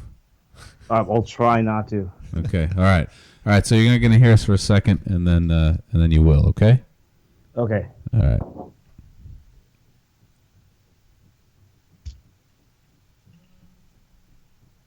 Same song? You need to have mariachi music. That'd been perfect. Oh, I did have that too. Or George Michael. There you go. All right, so we've got Ed from Ed's Manifesto on tonight. We had you following another guest. Doubled up. We're trying to. I'm trying to just trying to get more views. Yeah. Who was the other guy? We had NC Scout from the Brush Beater blog. Awesome. I don't know if you've listened to him or read any of his stuff, but he's a good guy. Awesome. So, man, it's been a while since we talked to you, and It has been a while. Yeah. I think the last time we kind of got a conflict in schedule or something like that. So Yeah. how you been doing? It seems like it seems like you've been pretty busy lately, doing a lot of traveling and training. Yeah. Basically, live on the road. Travel. I think I'm doing about 2 classes every month, like public ones, and then all the private engagements and security consulting stuff that I've been doing as well. So I'm keeping myself kind of busy. Yeah, I noticed. I don't know if you listen to our podcast much, but I've been trying to stay off Facebook, so that was where I saw a lot of your postings. But I was doing some stuff on our Facebook page, like trying to change pictures and put new shit on it because it's so old. I noticed a lot of stuff a lot of activity on your pages that you manage or whatever, and a lot of the classes. And then I did realize I had lunch with the guy that runs Paratus 46 here in Oklahoma, and you're planning on coming back to Oklahoma in sometime in the future, right? Oh hell yeah! Those Paratus 46. Those guys are a great group of guys to work with. I don't know if I usually kind of tailor the classes to the people I'm going to give the classes to. Yeah. Some people out there have affectionately named the level of classes that I do that are very kind of high stress as donkey show level. So For those guys over there at Paratus, I go full donkey show level with those guys. They're pretty hardcore. No late spring donkey. I was looking on their website. I saw it said something to be announced. So I'm gonna make sure and watch that because I came to the one class that you had. The I can't remember what it was titled. Escape. Counter custody, probably. Yeah, counter custody. We did some knife stuff, and then escaping certain bondage things. It was really cool class. Like one of the cooler classes that I've ever partaken in. But so a lot of people that wait, we got a question from one of our listeners. Ed, when are you in Houston? Wow, I'm in Houston in January. I will have to direct your listener to go on my Facebook page, the public one, and check out the exact date. But I am in Houston through a company called Mast Solutions, doing a level 2 counter custody class. Fantastic. Thanks. Dude, if you haven't taken a class, or if you get the opportunity, I really think you should take it because, like, there are things that are really cool that I'd never. I mean, it's like anything else, like if you practice diving or whatever, like if you go through a drill and it's as simple as like just doing something that you wouldn't have happen to you on a regular day-to-day basis, but you put yourself in that situation so that when it does happen, you're like, oh, I've done this before. Like this, I've been in this exact situation before, which, I mean, living in the States, the chances of, you getting a bag thrown over your head and zip tied and thrown in a car aren't as great as, They might be getting greater sooner. A bit greater. But, well, you'd be surprised about the amount of people that come to some of these classes here in the U.S. that have some sort of history of violence or irregular custody type events in their lives. I mean, a lot of people come to the classes and see my background and they assume that it's meant for dealing with the possibility of being abducted by some weird cartel from Mexico or something, right? But just the ability to get out of restraints, conventional and unconventional, handcuffs, zip ties, a piece of wire, duct tape. Yep. All of these also show up in cases of assault. Well, I was going to say a lot of what happens around here is home invasions. Like people get their door kicked in and then they'll get zip tied, thrown on the floor, and then they'll go through and ransack their house and leave. So some of the statistics about people actually getting involved in situations where they're being held against their will. It's not always a cartel or some criminal group out there. It's actually somebody they know. We get a lot of women coming to the classes with some history of these types of events happening to them, and I don't know. I feel there's a definite need for some of this knowledge out there in the world, and it's not just for people that are in the military and might be captured or something, or police or travelers. I think there's room enough for somebody to come to a 2-day class, be exposed to some of this material, and just have an ace in the hole if something goes south for them in their life. Exactly, and I when my kids get older, because I've got girls, like when my kids get older, I plan on teaching them like everything that that I learned or whatever. Like, hey, if this ever happens, just do this, because like I've always thought about everything, like shooting, knife fighting, whatever, is like it's never gonna hurt you to know too much. You know what I mean? Like, right. It's not like it weighs anything, Like, that's a great idea. I mean, that's a great philosophy. It's always going to be better to like have knowledge that you never need to use than to not have it and need it, right? Fucking Cliff Clavin of survival. Yeah. I mean,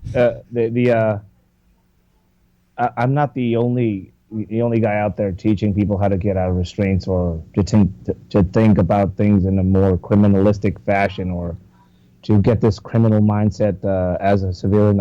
It's not about teaching people how to knock over banks or anything like that, but I've asked this question openly in some classes, like, who here has been sitting outside of a coffee shop and then the armored vehicle rolls up and two guys get out of the back with a bag of money and go into the bank and then come out and you're just like, I would probably knock them over like this, like that, like this. And then I tell them, like, laughing, right? We all have some sort of wiring in our minds that is just criminalistic, right? But because of the taboos of society, because of programming and the whole violence doesn't solve anything type programming that a lot of us got when we were kids, and a lot of us are getting still in different parts of the world. The whole be afraid of knives, guns are evil, they go off by themselves. Just being able to think about how to turn the tables on somebody that wants to do you harm and be nefarious in your actions or in your premeditation, right? If somebody wants to come into my house and do harm to my family, you can bet that there will be no honor crossing my mind as far as a response I'm going to have to a threat like that. Right. And a lot of the stuff that I try and kind of show people has a lot of that wiring in it because of where it comes from. I mean, I come from a place where people don't call 911. People call the local cartel head to take care of stuff, right? Or if the cops show up, they won't talk. Or sometimes the cops actually work for the cartel. So the desperation that the desperation that this situation breeds in some people, and the creativity, or just the survival instinct that flares up in some of these places. You see it in things like down in Mexico, where we had all these vigilante groups just to pop up out of nowhere down there, right? And it's a thing you kind of see in different, not at that level, but I've been traveling around the U.S. a lot and kind of learning about it, seeing how some communities out there are responding in some ways, seeing how others aren't. I've been to Chicago, Southside Chicago. I've been to Texas. I've seen the differences as far as as far as how people respond to threats in their neighborhoods and their communities. I don't know, I just find it fascinating. You got the question on here. You guys know about the shit knife. I remember you talking about. Didn't you talk about that in the class? Yeah, I probably mentioned it. Yeah. It's one of the most. So to kind of clue people in on this,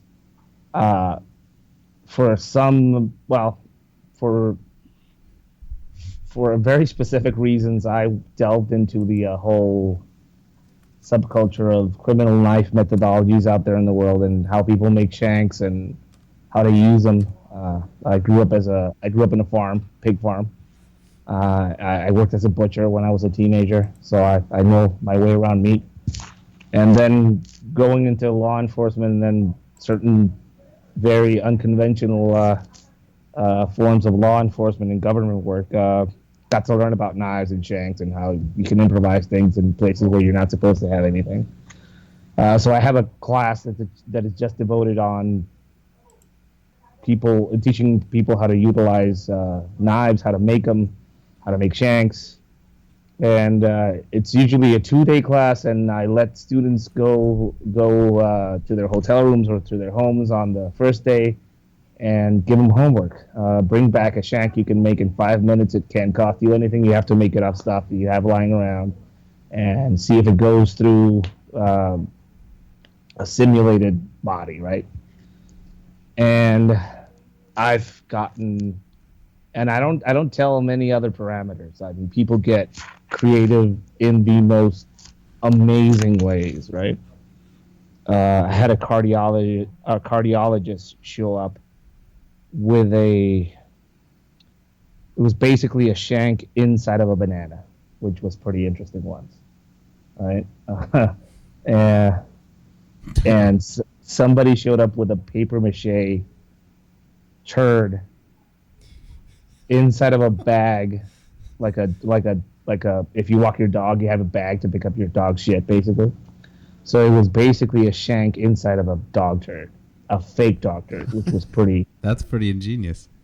It's pretty ingenious because it preys upon humans an aversion to search it that humans have. I'm not going to go through shit, right? So pretty. I mean, it's one of those things where you don't tell students any other parameters, and they go off and create something that is just pure evil, in its wiring and its creativity. And a lot of people come out of that class and say, I never thought about things like this, right? There's a motivational speaker out there, can't remember his name. He's probably not talking about shanks or stabbing people, but that's what I was thinking about when he said it. When you change the way you look at things, the things you look at change, right? So a lot of people come into these classes and just change the way they look at things. Like they're always looking at people around them, how to exploit weaknesses in people around them, as far as line of sight stuff. Like, what can I make here where I am? A little while back, I was in a position where I was in a controlled area where there were no weapons allowed, right? And I was sitting in close proximity to this guy that was making me uneasy anyway, just because of the setup of how it was. And I don't know if I can really talk about it on here, but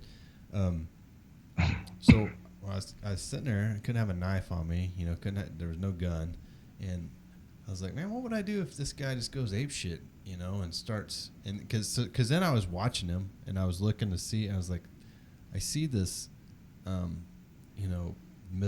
this misshape on his leg. I was like, what if that's a damn gun? Like, what if?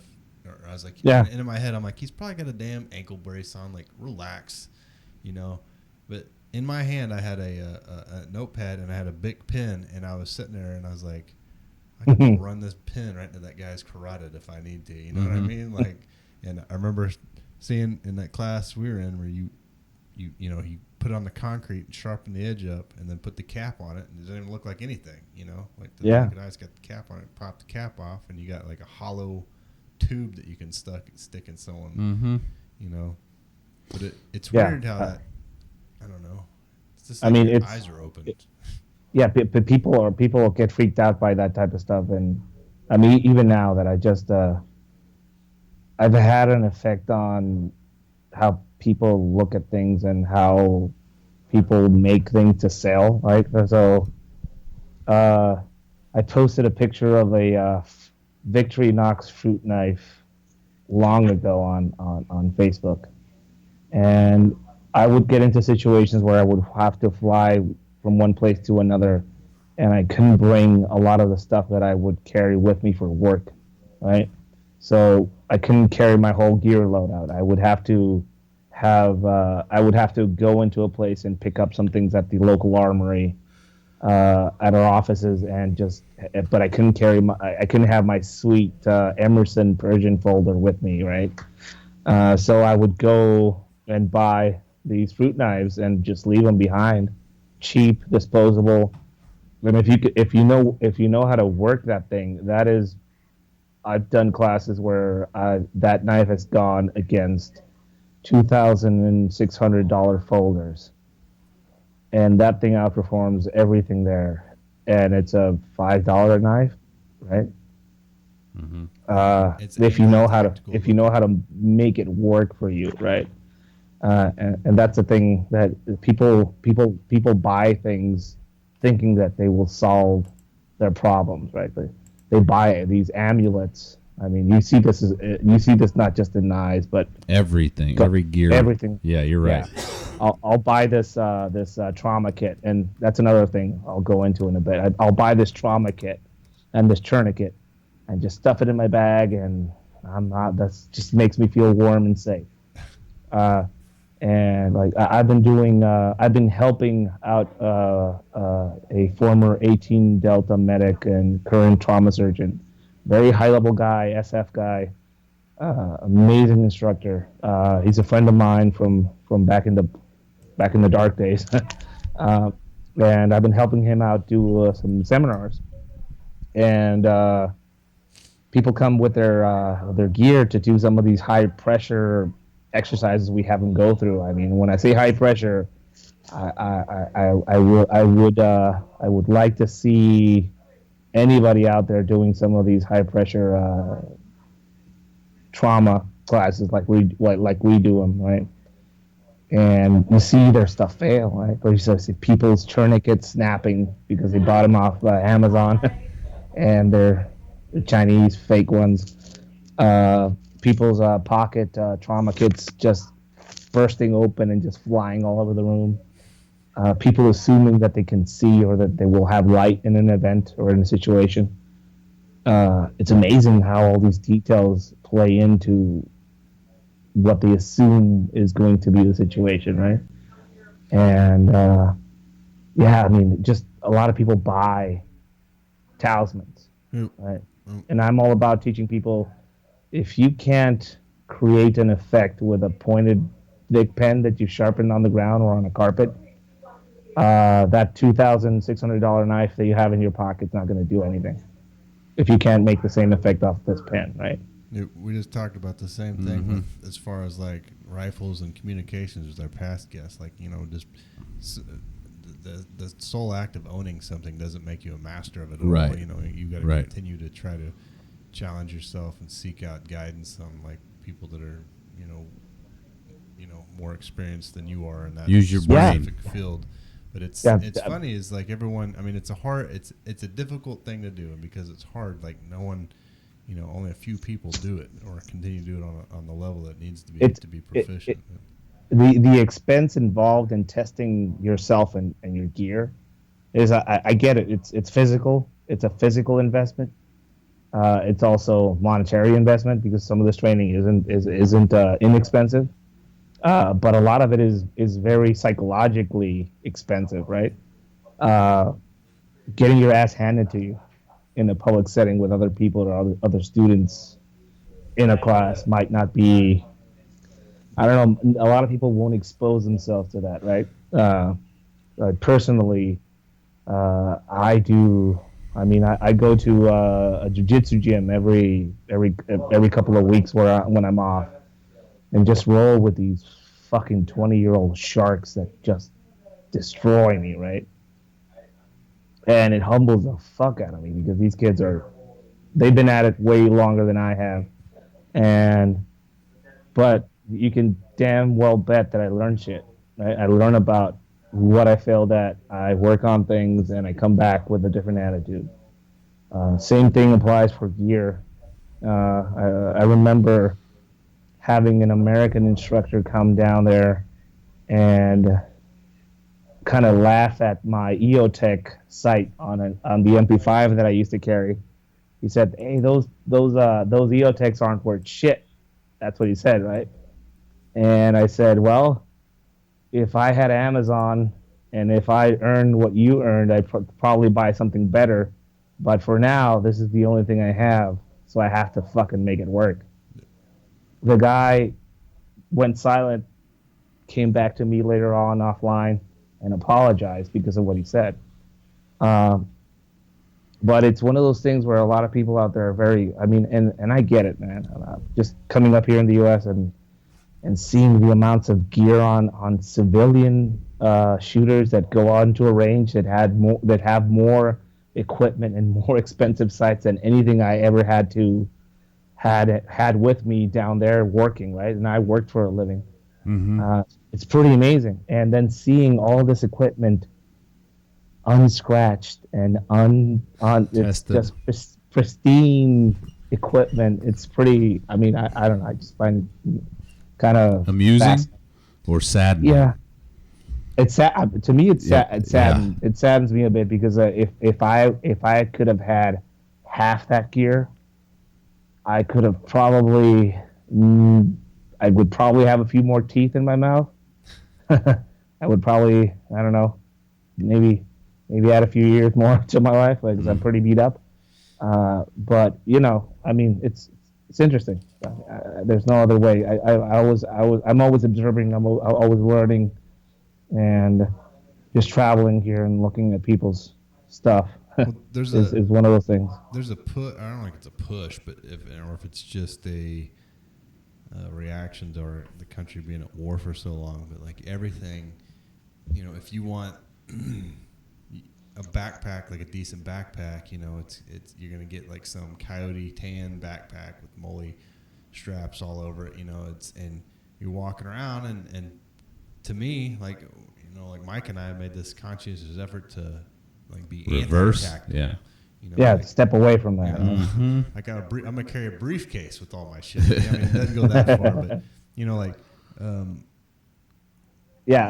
I get moving to like skateboard backpacks and and stuff like that, to where it doesn't appear on the outside to the normal person is like, hey, that guy's probably packing heat. Or I have no desire for anybody to think that I have a gun on me. Ever. Like never. I'm that dude's hardcore, but there are a lot of people, and a lot of people that are buying that stuff up because they like that. The persona that they get, like, oh, you a bad motherfucker. Those shooting vests, those fishing vests, and those glasses, and those 511 tactical pants, and just all this stuff to where, I mean, you stick out. It's better to blend in. I mean, even if. Yeah. I mean, so I have a thing where I every now and then I post up like stuff that I buy at thrift stores that I buy for myself, right? Mm-hmm. I am and I can say this because I'm a lazy Mexican. I definitely am a lazy Mexican. I don't like carrying around a big ass suitcase with me everywhere I go.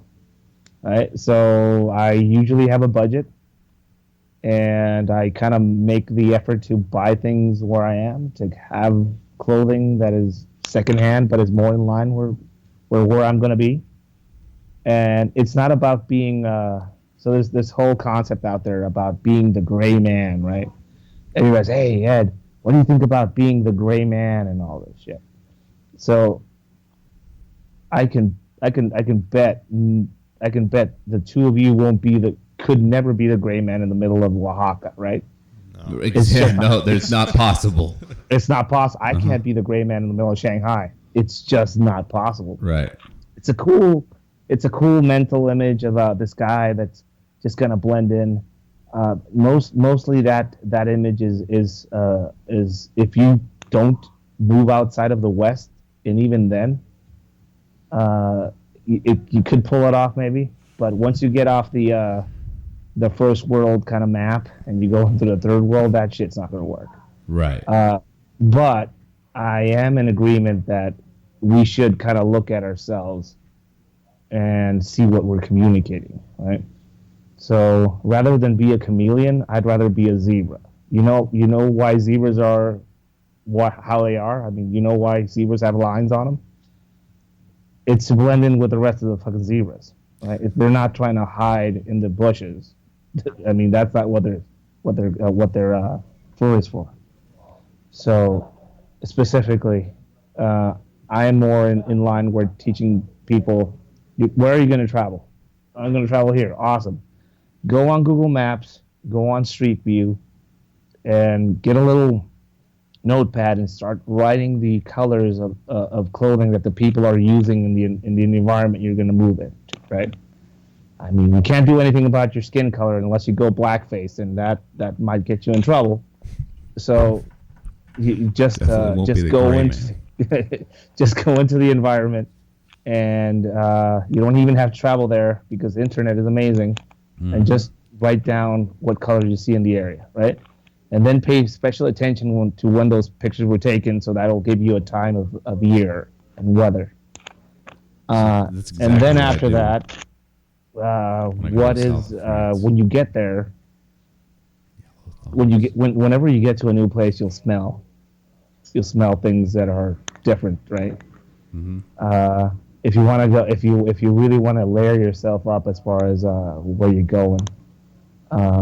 Smell is a factor, so you see this from old school sniper fieldcraft where they would eat locally in Vietnam to smell like the locals.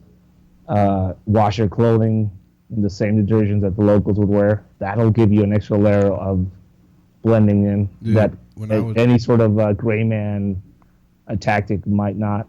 When I was in college, I laid bricks, and I was only white dude on this all Mexican crew, right?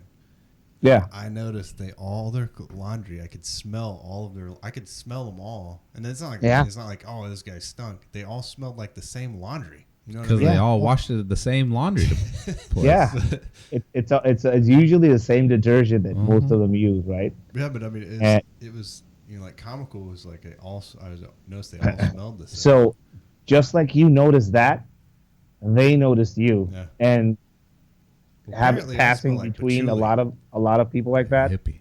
They will have a momentary look and turn because this guy smells out of place. Yeah.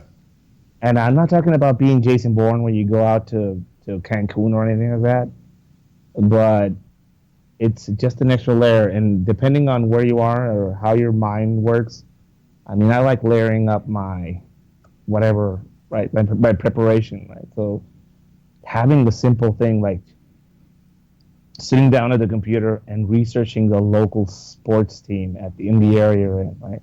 A lot of people always ask me about that Chicago Blackhawks hat I wear. I'm not from Chicago. I don't like hockey that much, but I know a lot about the Blackhawks because I went to Chicago a few times, and I made an effort to start conversations about that sports scene in Chicago, and that hat kind of represents that. And it's all about just being able to meld yourself into the environment. You don't have to look like you're born there. You just have to look like you belong there, right? Mm-hmm. Yeah. Or seem like you belong there. And that will make people pause, look, and then move on, right? It's when predators are out there looking for prey, that gazelle that just walks up to the water and kind of looks around a little bit and drinks and feels right at home, maybe that's not the one I'm going to go after. Maybe the one that's really squirrely, moves around, that has I don't know, weird antennas that smells different. That's maybe the one I'm going to go after. I mean, I don't know. That's how I kind of look at things, more in that line. And yeah, I mean, moving away from communicating things that you don't want people to necessarily know. Family, there's cars with your whole family stickers on the back, Glock stickers on your truck. Oh, dude, I always, every time I see a vehicle and I see stickers on the back, I always pull up next to the guy when I'm passing them and look at them because and it doesn't even have to be gun specific. There can be things on there on the back, and you're like, that guy has a gun in his car. I guarantee it. You know what I mean? Yeah, just make a note. Like if I want a gun, that's probably where I'm gonna try and look for one. Yeah. Glock or the Smith & Wesson stickers or something. There's gonna be something in there. Mm-hmm. Yeah, and I get the pride element of gun ownership. Now speaking as a Mexican that comes from a place that is really restrictive as far as letting its citizens own guns, right? The cartels have grenade launchers and anti-air missiles and stuff like that, but if you want to buy a 22 revolver, you're gonna have to go through some paperwork hoops, and you can't go to the range with it. You're just gonna have to leave it at home unless you belong to a gun club, which is a very expensive endeavor. So basically, if you're poor, you can't have a gun, which is pretty retarded. Yeah. But seeing some of the freedoms you have up here in different, I mean, not everywhere, but some places, I get why people are proud of it, and I get why people want to express their love of gun ownership and that freedom. But I think there's ways of doing it without calling attention to yourself or your family. I mean, the car with the Glock sticker on the back and the America sticker on the back might not be with you at that time. Maybe it was borrowed by your wife or something, or your daughter. You never know. Mm-hmm. And It's just an advertisement, man. It's an advertisement that's saying like, I mean, it's just like, hey, look here, look at me. It's no different. That's all it is. And I think it's because people don't. Well, they don't think about it logically. So I was working with a guy, and I, just on seeing him sitting in a meeting. We were in a meeting together, and he had a hard hat on, and he was in charge of like surveillance and access control and stuff, and I didn't think anything about it, right? I didn't think anything about him. We were talking a few times, and one day he came in my office afterwards, and he had a hat on, a Glock hat, and I was like, "You got a Glock, man?" He's like, "Oh yeah." And then because in my head I was like, "Oh, he's a gun guy." You know what I mean? As soon as I saw the hat, because whatever reason, but and then he, of course we're friends or whatever, but he starts telling me like, "Oh, I got this, I got this, I got this," but I was like, that hat, if that hat said, whatever, so and so's town saloon, I never would have known that guy had guns. But when he walked in there with that hat, as soon as I saw it, I was like, Just think about it like this, like this fucking octopus in the ocean, right? An octopus in the ocean one of those ones that flash blue, right? It's fucking deadly, right? Yeah. And that flashing of blue tells you that they're deadly. But the thing is that if I'm immune to that, right, or I know that they got it and I'm immune to it, like, fuck, he might be badass, but I could eat his ass. It's no different. But here's the deal: is that if I'm a fucking cone snail in the ocean, I'm not doing shit. I'm just hanging out. But then less than a split second later, you're fucking dead because I just poked you with my nematocyst. Right? Listen to all these words. I know. I've been watching a lot. I watch jellyfish videos with my daughter. So just saying. I mean. So one of our listeners asked, and I'm going to mess this name up here. Maya Solder Home. Did we lose you? Ed? Ed? We'll call you back. He's still there. He is? Yeah. He's not talking, though. Are you muted? He's probably muted us. Hold on. Anyways. Oh, there it went. No, it's the same thing with open carry. Like, I liked the fact that it passed in Oklahoma. We got open carry. I like it because in case I accidentally flash something, I don't have to worry about getting beat down, which you probably will be anyway. But yeah, I don't want anybody to know I have a weapon on me. No, Ed, are you there? Yeah. Okay, great. Hey, so one of our listeners, Nick, was going to ask you about Maya Solder Home. Yeah. And what's her story? This is one of the listeners, the Danger Russ, is chiming in. What's her story and how you became involved with training with her?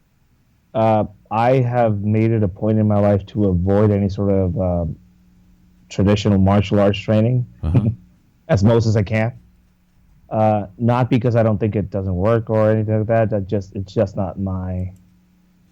I didn't have a lot of time to train things, so I had to kind of move around. So the whole, in 4 years, you will be a master at 10% of this, right? That is just not for me. I mean, I grew up boxing. I grew up Thai boxing, and most of the stuff that I used when we would spar, I learned probably in the first month, and the rest was experience. So that's how I kind of approach most of the stuff that I learned. Maybe I missed a few things, but that was kind of how I approached things. And I started corresponding with Maya Schroederholm.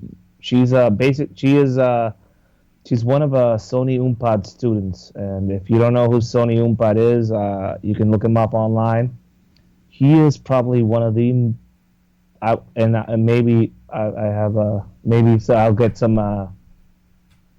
people disagreeing with me, but I think he's probably the most creative, talented martial artist that the Philippines has ever produced, right? And I say this because he wasn't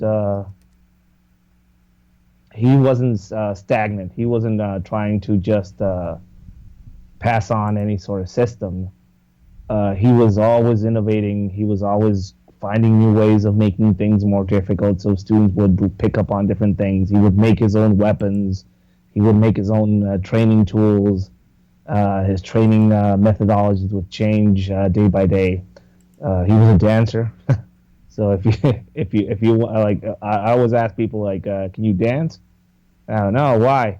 Just don't have to worry about you being a shady with your movement, right? Because if you wanna be dangerous, I mean, learn how to dance. That'll make you dangerous in a lot of ways. Anyways, Mai is one of his students. Was one of his students, and she is amazing with a sword and with knives, and very technical. And she knows the math behind how people react, how people move when they get stabbed, how they move around a blade. She knows how to read people physically like you wouldn't believe. I mean, she can tell someone's psychology by flowing them with a blade for a few seconds. So Maya actually showed up for one of the counter custody classes, and she did pretty good. She showed up for one of those classes, and then she said, "Do you like swords?" And I said, "Yeah. I mean, I watched Highlander a few times, and I dig swords and ninja movies. So yeah. So she brought out some of her training swords from her car, and we got into a sword fight during the lunch break at the counter custody class." Damn, and that's crazy. she handed my ass to me in a lot of ways with the sword, and I said, dropped to one knee and called her master. I want to learn, and I've been kind of slowly being exposed to that material over the past, I don't know, I think it's been 3 years now, that every time I can get the chance, I go up to Oakland and train privately with her. Pretty amazing person. She has a book out called The Liar, the Cheat, and the Thief, yeah. On Amazon. Even if you don't do any sort of martial arts or sword work, the amount of information in there just about the psychology of how to be deceptive and movement in there is pretty it's pretty valuable. It's something that I have been influenced deeply by. They're not just sword fighting, like anything. You can put that into anything. I'm buying it right now as we speak. Good stuff. And Sony Umpat. If you don't know who Sony Umpat is, I think he is probably one of the most under. I mean, he should be way beyond. As far as his fame, he should be way beyond anybody out there. But things being as they are, I mean, he was an amazing guy. I still to this day see some of his videos online and can't for the fucking life of me figure out how he did some of the stuff he did. I mean, his movement was Matrix level, right? Matrix level stuff. Yeah, he's very slight. He's very thin. Yeah. I mean, he was definitely a dancer, right? Definitely an experienced individual. If you have somebody that has experience and then goes into trying to figure out what that experience gave him as far as answers, yeah, and then develops his skill set based on those experiences, that's when you get that. I think that is the true alchemy of some of these guys out there. That is where where magic happens, and I think he was there. Some of the stuff he did was, I mean, phenomenal. That's the second person I've heard talk about fighting, being a good fighter, coinciding with being a good dancer.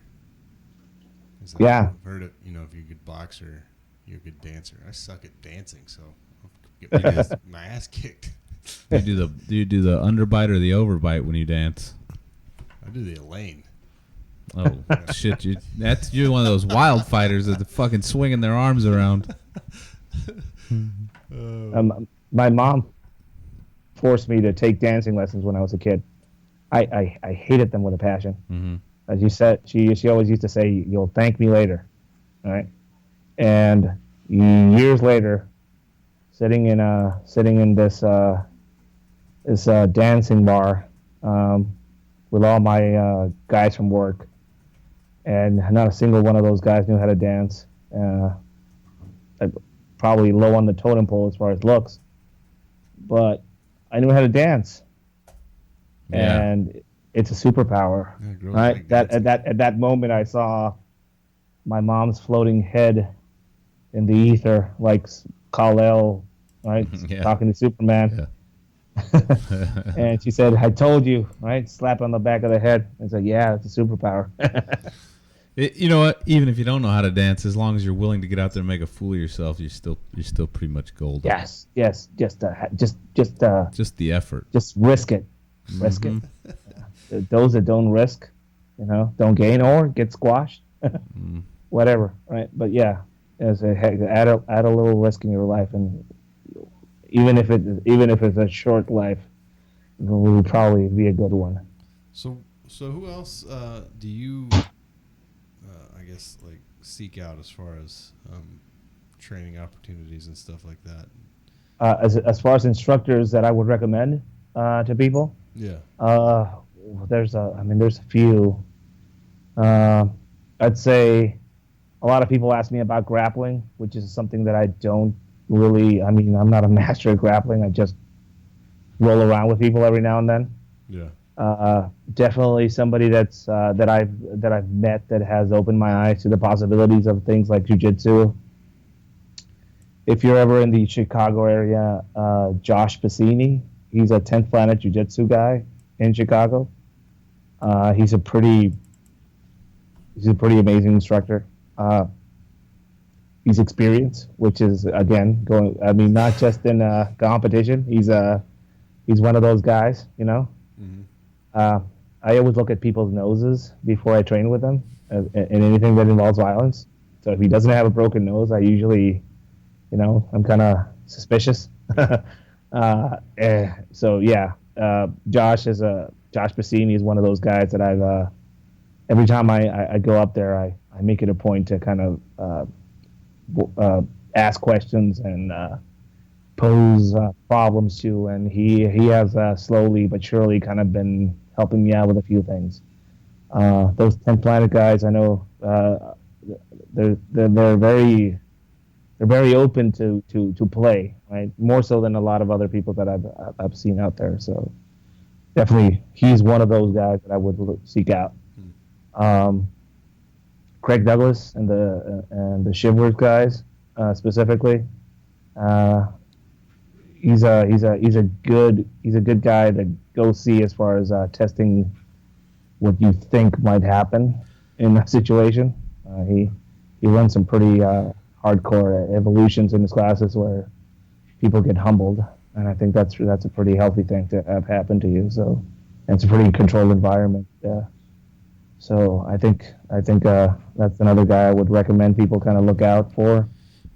And I'm working with two instructors that I've slowly but surely we're doing classes all over the country right now. One of them is Voodoo Doc.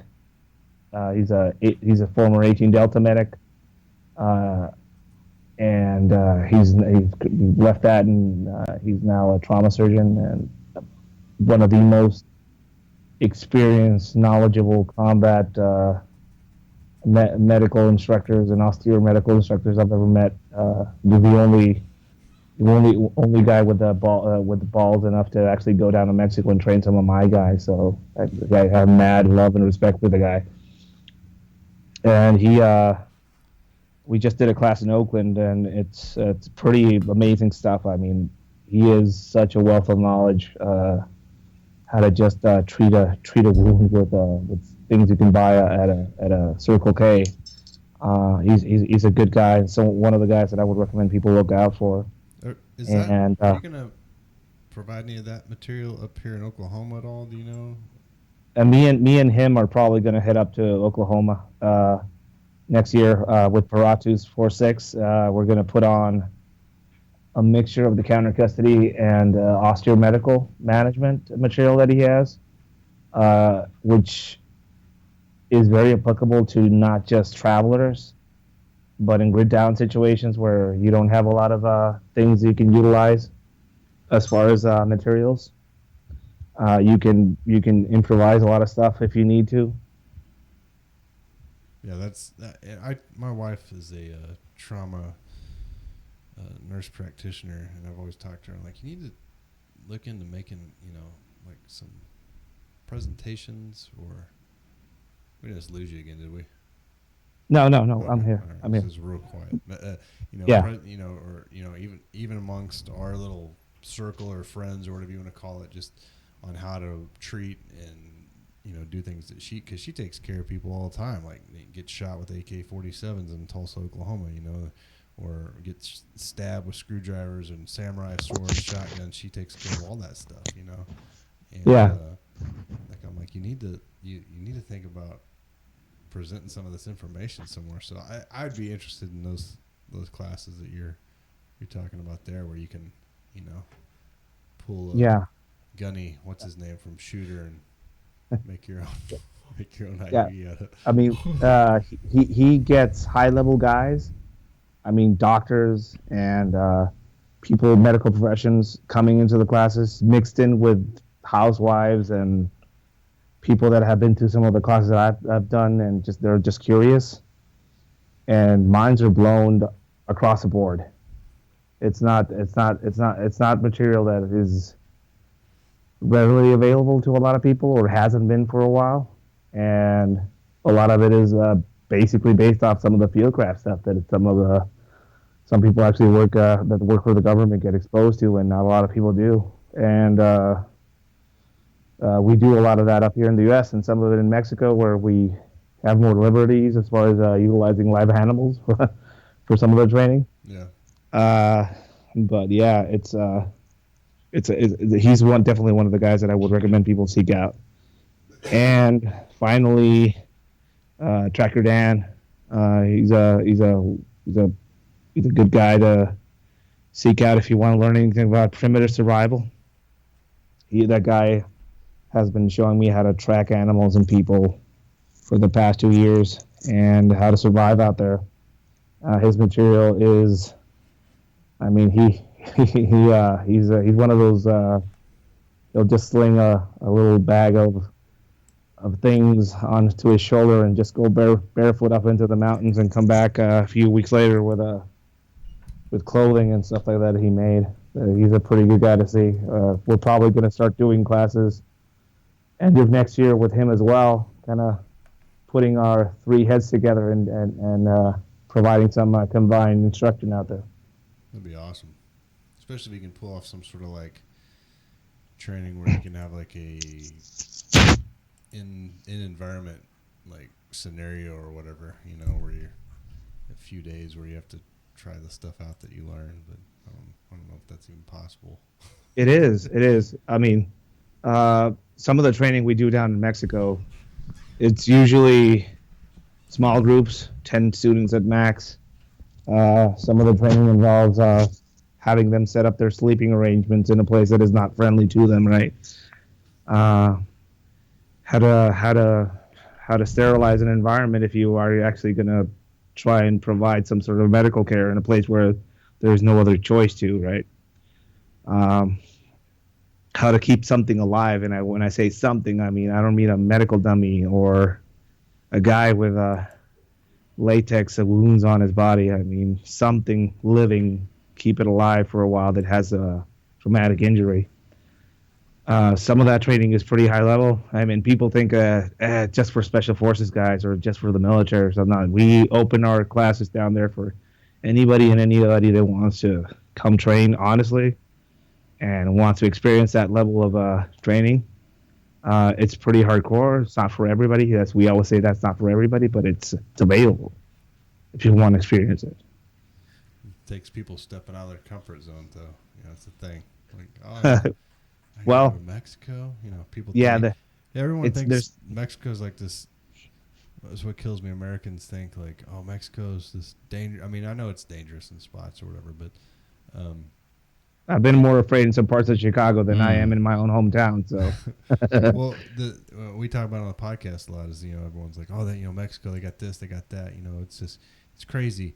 And then you could tell them like, well, do you think anything like that could ever happen in America, or could those situations ever arise here? Like, oh no, that will never happen in America. Like it's this giant protected oasis that none of this could ever occur in this country. Like yeah, I mean, well, it happens, but in different ways, in different forms. I mean, we've never experienced a mass school shooting like you guys have had up here. There you go, right? To us, that is a horrifying thing. I mean, as a Mexican, having your kids in school and then somebody going to school and shooting it up, that is horrifying. And we look at it from the outside and are just in shock, right?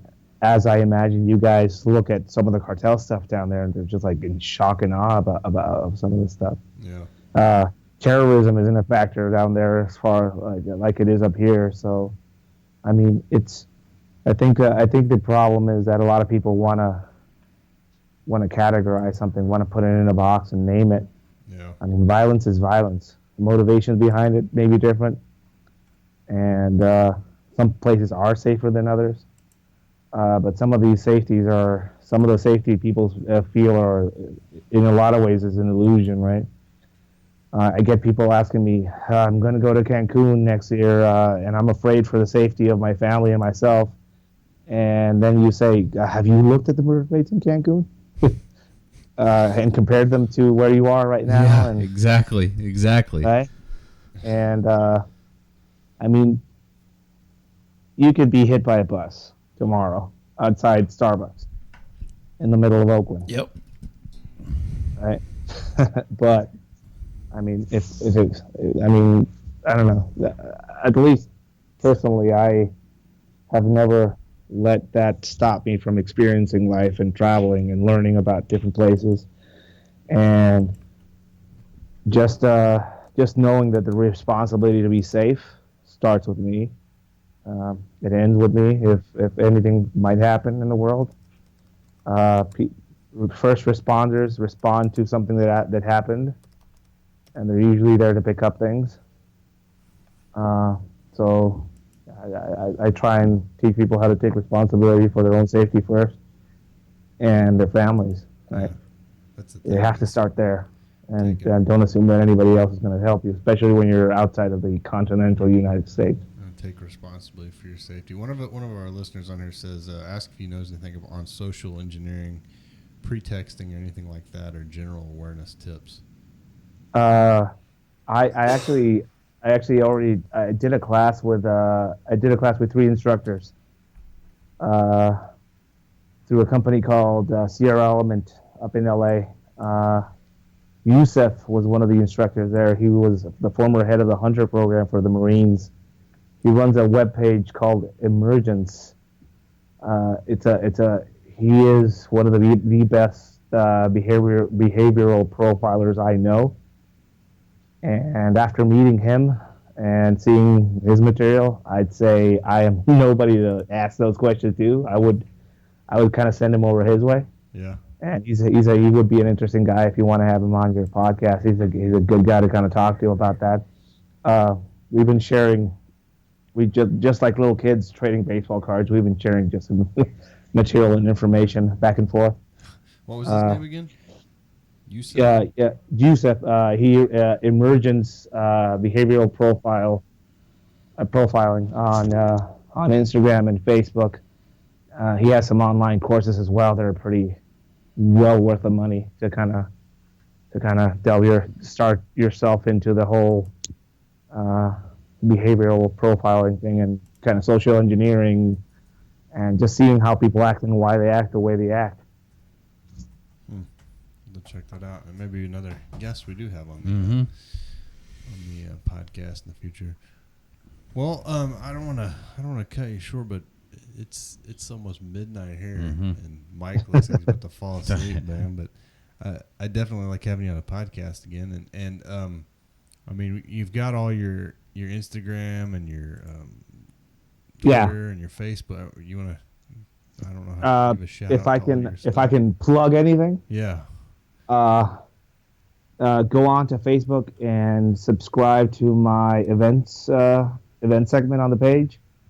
I'm doing classes all over the country. I'm starting to go into the East Coast as well. So if you're out there and want to get in one of those classes, you don't have to be a member of Facebook to go on that public page. People are always like, I'm not on Facebook. You don't have to be on Facebook to go and see the class scheduling. If not, Instagram. I post most of my dates there as well. And I'm about to release that coveted drug smuggler's hobo jacket that I've been working on. Yeah. Which is basically a jacket that it's based off a jacket that I used for work for 12 years down in Mexico. I carried everywhere with a bunch of hidden pockets and things in it. It's not a seer jacket. It's not something that the CIA would wear. It's based off a drug smuggler's jacket. So if it's something that you would be interested in owning, it's out there. I'm gonna publish it up pretty soon. If people want to get in on that. So that's about it. Follow me on Instagram and Facebook. Very cool, man. You're an interesting person. A lot of our listeners wanted us to have you back on. So. Oh yeah, and I like talking to people and kind of getting the word out there about my work. I'm also just one last thing. I'm gonna be a contributing writer for Skill Sets magazine starting next issue. So keep an eye on that. Skill Sets magazine is gonna have a little article about me in there. So if you can, pick it up and tell them you like it, so they have me on more often. Cool deal, man. Definitely. Yeah, we'll keep an eye out here when you're in this area, and hopefully we can make it to your class or classes that you have there with Produce 46. Since we're friends with those definitely. guys too. So definitely. Well, good, man. Glad to have you on, and we'll keep in touch and have you on again in the future if you don't mind. Awesome. No, definitely. I'm all about that. All right, man. All right, Ed. Thank you. Thank you again. Thank you, guys. Stay safe out there. All right. Bye-bye. Bye. All right, so we got a lot of first off, thanks to our guests, both NC Scout and Ed from Ed's Manifesto. Check out their websites. Check out their Instagram, their blog postings, and help them out. They're good guys. We like having them on the show. And if you're one of their followers and you've listened to the podcast up to this point and you like it, we appreciate you downloading the podcast. Hope you'll stick around. If you have show ideas, make sure and email them to xspearheadx@yahoo.com, or kind of like Ed did there. If you got ideas for guests, email them to us and we'll try to get a hold of them. We've got a whole list of stuff to go over that we're not going to go over because it's sleepy time here. And we got less than 20% phone left, and I don't have a charger up here. Less than 20% phone. So next week we'll just we'll follow up once we have a guest set up. Again, it's the holiday season, so if one or two of these podcasts get missed between Thanksgiving and New Year's, it's just part of life. So deal with it. Maybe we'll come out with a silk jacket. We'll call it our Spearhead Transmission dog turd knife jacket. Yeah, exactly. We'll have a big Firebird on the back of it. But to give you an idea, if you are a new listener, we were going to talk about the bombing suspect in New York City, how China is taken over by surveillance cameras, and they had a BBC reporter go into town and were able to locate him and arrest him in under 5 minutes. This guy fell off the skyscraper that he was climbing the top of to take a selfie because that was what he did. That's what he does. A woman kept a dozen Great Danes in her home. I was going to talk about how she's more than likely having sex with them. And Sarah Sanders shuts down CNN star. So we talk about things like that. You can go to our YouTube channel, and the articles will be linked in the description below, and that way you can go and talk about them. And you can see that we didn't even talk about them. Talk about any of this shit. All right. Look at, and we're getting more people joining the channel as we go. Yeah. we're going to sign off. Once again, email show ideas, questions, comments, concerns, jackspearheadx@yahoo.com. Like and share Facebook page. And that's all. Subscribe. Subscribe. Ding the bell. Thumbs up the video. For God's sakes, if you know any way to get the YouTube. Yeah, we'll turn over the channel to you. Yeah, you can be in charge of the YouTube portion of this show. Huh. But there's something seriously wrong. Can't be more interesting to watch. I watched a man with tits. He was a man with tits. Yeah, but that was giving lawn irrigation. I was trying to figure out how to fix my fucking yard sprinkler. Uh-huh. And this guy has a woman's hat on and is a man and's got, just like the boobs on Fight Club. And somebody just said knee out itted to tweet ebb. Need to tweet about it. Oh. I did twice. I tweeted twice during this. Twatted. Twatted. Anyway. All right. That video got like thousands and thousands of more views than we got. So. Uh-huh. But I don't want to. Our bread and butter is the download. So yeah. Anyway, thanks again. Make no money. Thanks to all the listeners that we have, and if you're new, we hope to keep you around. All right. Adios, muchachos.